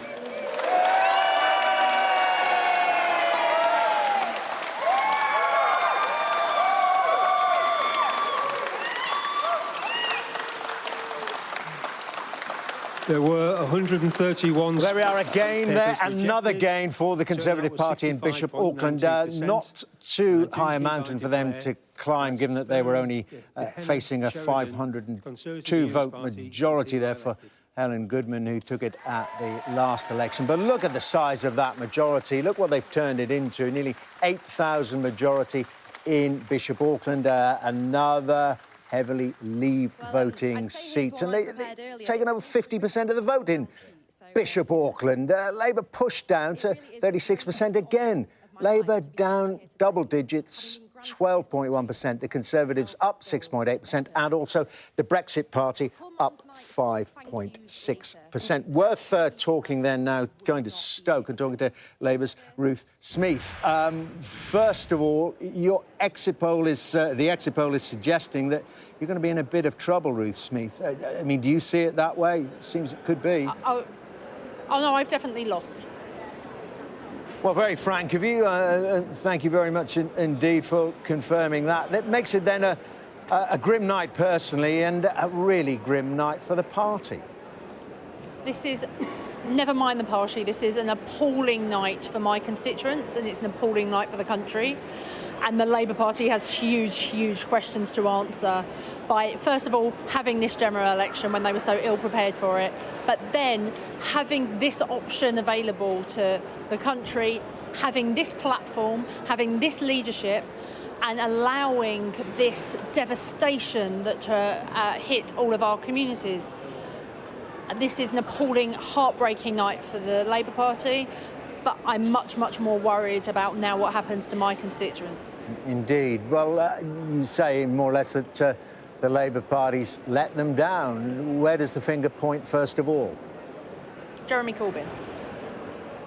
Has he got to go? Jeremy Corbyn should announce that he's resigning as leader of the Labour Party from his count today. I think he should have gone a while back. He should have gone, and he should have gone many, many, many months ago. I was the parliamentary chair of the Jewish Labour movement. We passed a vote of no confidence in him in April. There is absolutely no justification for why he's still there, and his personal actions have delivered this result for my constituents and for swathes of the country overnight. Well, you're more or less saying the guilty man. What about this issue of dealing with anti-Semitism in the Labour Party? I mean, do you see, there was so much talk about it, but we never really seemed to see any evidence of solid disciplinary action being taken. Yeah. Well, I think it's very clear that when someone says I haven't got human blood and they're not even suspended from the Labour Party, when someone says vile misogynistic things about people like me and others, words that I wouldn't use on Sky TV, and they are not expelled from the Labour Party, suggests that we have a problem. And I don't care what Jeremy Corbyn and Jenny Formby have said about anti-Semitism in the Labour Party and how they've dealt with it. They simply have not. And in terms of anti-Semitism, that was, you know, the internal party processes. How did that play from your perspective in this general election? Was it raised with you as an example of one of the faults of the leadership? Jeremy Corbyn's actions on anti-Semitism have made us the nasty party. We are the racist party. And when you've got a leader, a prime minister, that has said such vile Islamophobic comments, and we're the racist party because of the actions of my leader, the lack of actions of it, and who he's associated with and his friends are, then we have a real problem. The Labour Party now needs detoxified. We need to move on, and we need to make sure that this culture is destroyed within the Labour Party, that racism has no place, that there is no hierarchy of racism, and that everybody makes it clear that Jews have a safe space in the Labour Party, because quite frankly, they don't at the moment. You've got the recipe there. Do you see any prospect of it actually happening, given who's in control of the party apparatus? I'm sorry, Ruth Smith. Hopefully we would be able to continue that, but they're declaring it's cities of London and Westminster. Now, this one of the hopes for Chuka Umunna, formerly of the Labour Party, now with the Lib Dems. 17,049. McLachlan, Gillian Mary McLachlan, commonly known as Jill McLachlan, Christian People's Alliance, 125. Nardell Gordon Lawrence, Labour Party, 11,624. Polanski, Zach, Green Party, 728. Umunna, Chuka Harrison, Liberal Democrats, 13,096. OK, well, there we are. Look at that. 13,000 for Chuka Umunna and the Lib Dems, and the Labour Party taking over 11,000. Would easily have outstripped Nikki Aiken, who've taken it, who've held it for the Conservative Party. So much for tactical voting. All these websites and apps we were told about, that people were going to get their act together and take these kind of seats. And on that very note, want to go over to Chingford and talk to the former leader of the Conservative Party, Ian Duncan-Smith. There you are, Mr. Duncan-Smith, returned there in Chingford. I don't know if you can hear me, Mr. Duncan-Smith. Hello? Sky News. Sorry to be... Hello. Pay attention, Ian. Sorry to be... You may have heard John Bercow there, a familiar voice to you. On this issue... Hello, John. Hi. On this issue of the tactical voting and this Remain Alliance, or whatever it wanted to call itself, they came pretty close to getting rid of you. Well, I think that there was definitely some tactical voting in this seat, and I think the biggest problem is that we haven't settled Brexit. So now I hope and believe that with Boris Johnson getting what looks like an overall majority, I hope a good substantial one, then we have a chance now to bring this whole thing to an end, get Brexit done, get that trade deal that we talked about, finish it all off. The only way I think we'll bring society together again over this issue and stop this being an issue at every election and even in people's private life is to do that, to get Brexit done. And that's where Boris Johnson is the only one that made that promise. Otherwise, if it had been anybody else, we'd be meandering along for another 6 months to a year with no decisive results. So getting that majority was critical, and I do believe Boris Johnson is a one-nation Prime Minister, and I don't think he's going to spend his time doing anything else He's going to do Brexit. He's going to do well, health. let's just concentrate. More police on the streets. Sorry, Mr. Duncan-Smith. I'm going to try and be snappy because a lot of results, as you know, coming in. But just on the issue of Brexit, which you've been so concerned about for so long, particularly under the previous leader. I mean, you've called it "Get Brexit Done." We all know it's only the withdrawal agreement. Do you think then that it all can be done and dusted, the trade association and all that hangs off that, by the end of 2020? I think it is wholly feasible because a lot of this work has already been scoped by the Civil Service and the Foreign Office behind the scenes. The Brexit department have already been scoping out what the arrangements are. They've been discussing those with the EU. It's not as though it's going to start from scratch in January. The reality is it is feasible to do that. They want a deal. I think this majority that we're going to get now, it looks like, with the Conservative Party, does also do something for that negotiation. It tells the European Union you're now dealing with a government that can get things through, which means now settlement is almost instantaneous. It'll come back to Parliament and we'll be able to get these things through because we have a majority. So that relationship changes between the two of them. But I mean, Mr. Duncan-Smith, he can get things through. I'm sorry, got to cut it off. We're going to Belfast North because Nigel Dodds, the Westminster leader of the Democratic Unionist Party, standing there. Will he hold on? 135, 21135. Finucane, John, Sinn Féin, 23,078. One might say the biggest scalp of the evening so far. Nigel Dodds, the leader at Westminster of the Democratic Unionist Party, lost his seat to John Finucane there of Sinn Féin, the Lord Mayor of Belfast. John Finucane, son of Pat Finucane, who was killed 30 years or so ago in a terrorist shooting. But he's taken the seat, 23,078. You may notice there, very few standing there. The SDLP stood down, a form of Remain alliance that was turned by Sinn Féin. They've taken the seat from Nigel Dodds, has gone in Belfast North. John Bercow. Well, that is the biggest scalp of the night. Nigel Dodds is a long-serving Member of Parliament. He has a very high profile. But with that high profile has come controversy. And if you are a big figure, you're a big target. And Nigel Dodds was a big target. And that's reflected not just in the identity of his Sinn Féin opponent, but in the fact that other candidates withdrew in order to give Sinn Féin the best possible chance. And what that really is about is very, very, very strong hostility, I think, to the DUP's position on Brexit. Beth. And just to pick up, I mean, I was watching that because we thought that Nigel Dodds might lose that seat, but we've talked a lot about Scotland and the issue of Brexit and how that affects Scotland, but of course Northern Ireland, and how will Boris Johnson's Brexit deal affect Northern Ireland, and will in the long term that also lead to a suggestion of perhaps a border poll in Northern Ireland as well? You know, that is another constitutional issue that comes out of this election. So one big constitutional crisis resolved and other ones bubble up. Beth, it's interesting, isn't it? Because one can't help but think that if forced to choose between the Union and Brexit, the DUP would go for the Union.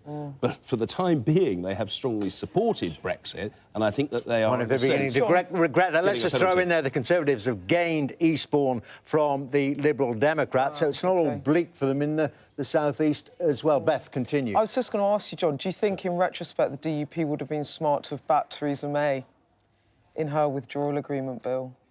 Because they didn't back her and it didn't go through, but actually... Well, in terms of that ambition to be for the whole of the UK to be treated the same, I'm going to cut you off there because we are approaching the top of the hour. It's just about to turn 3 o'clock, therefore an appropriate moment to remind you that you are watching this Brexit election special coverage right here through the night on Sky News as it turns 3 o'clock.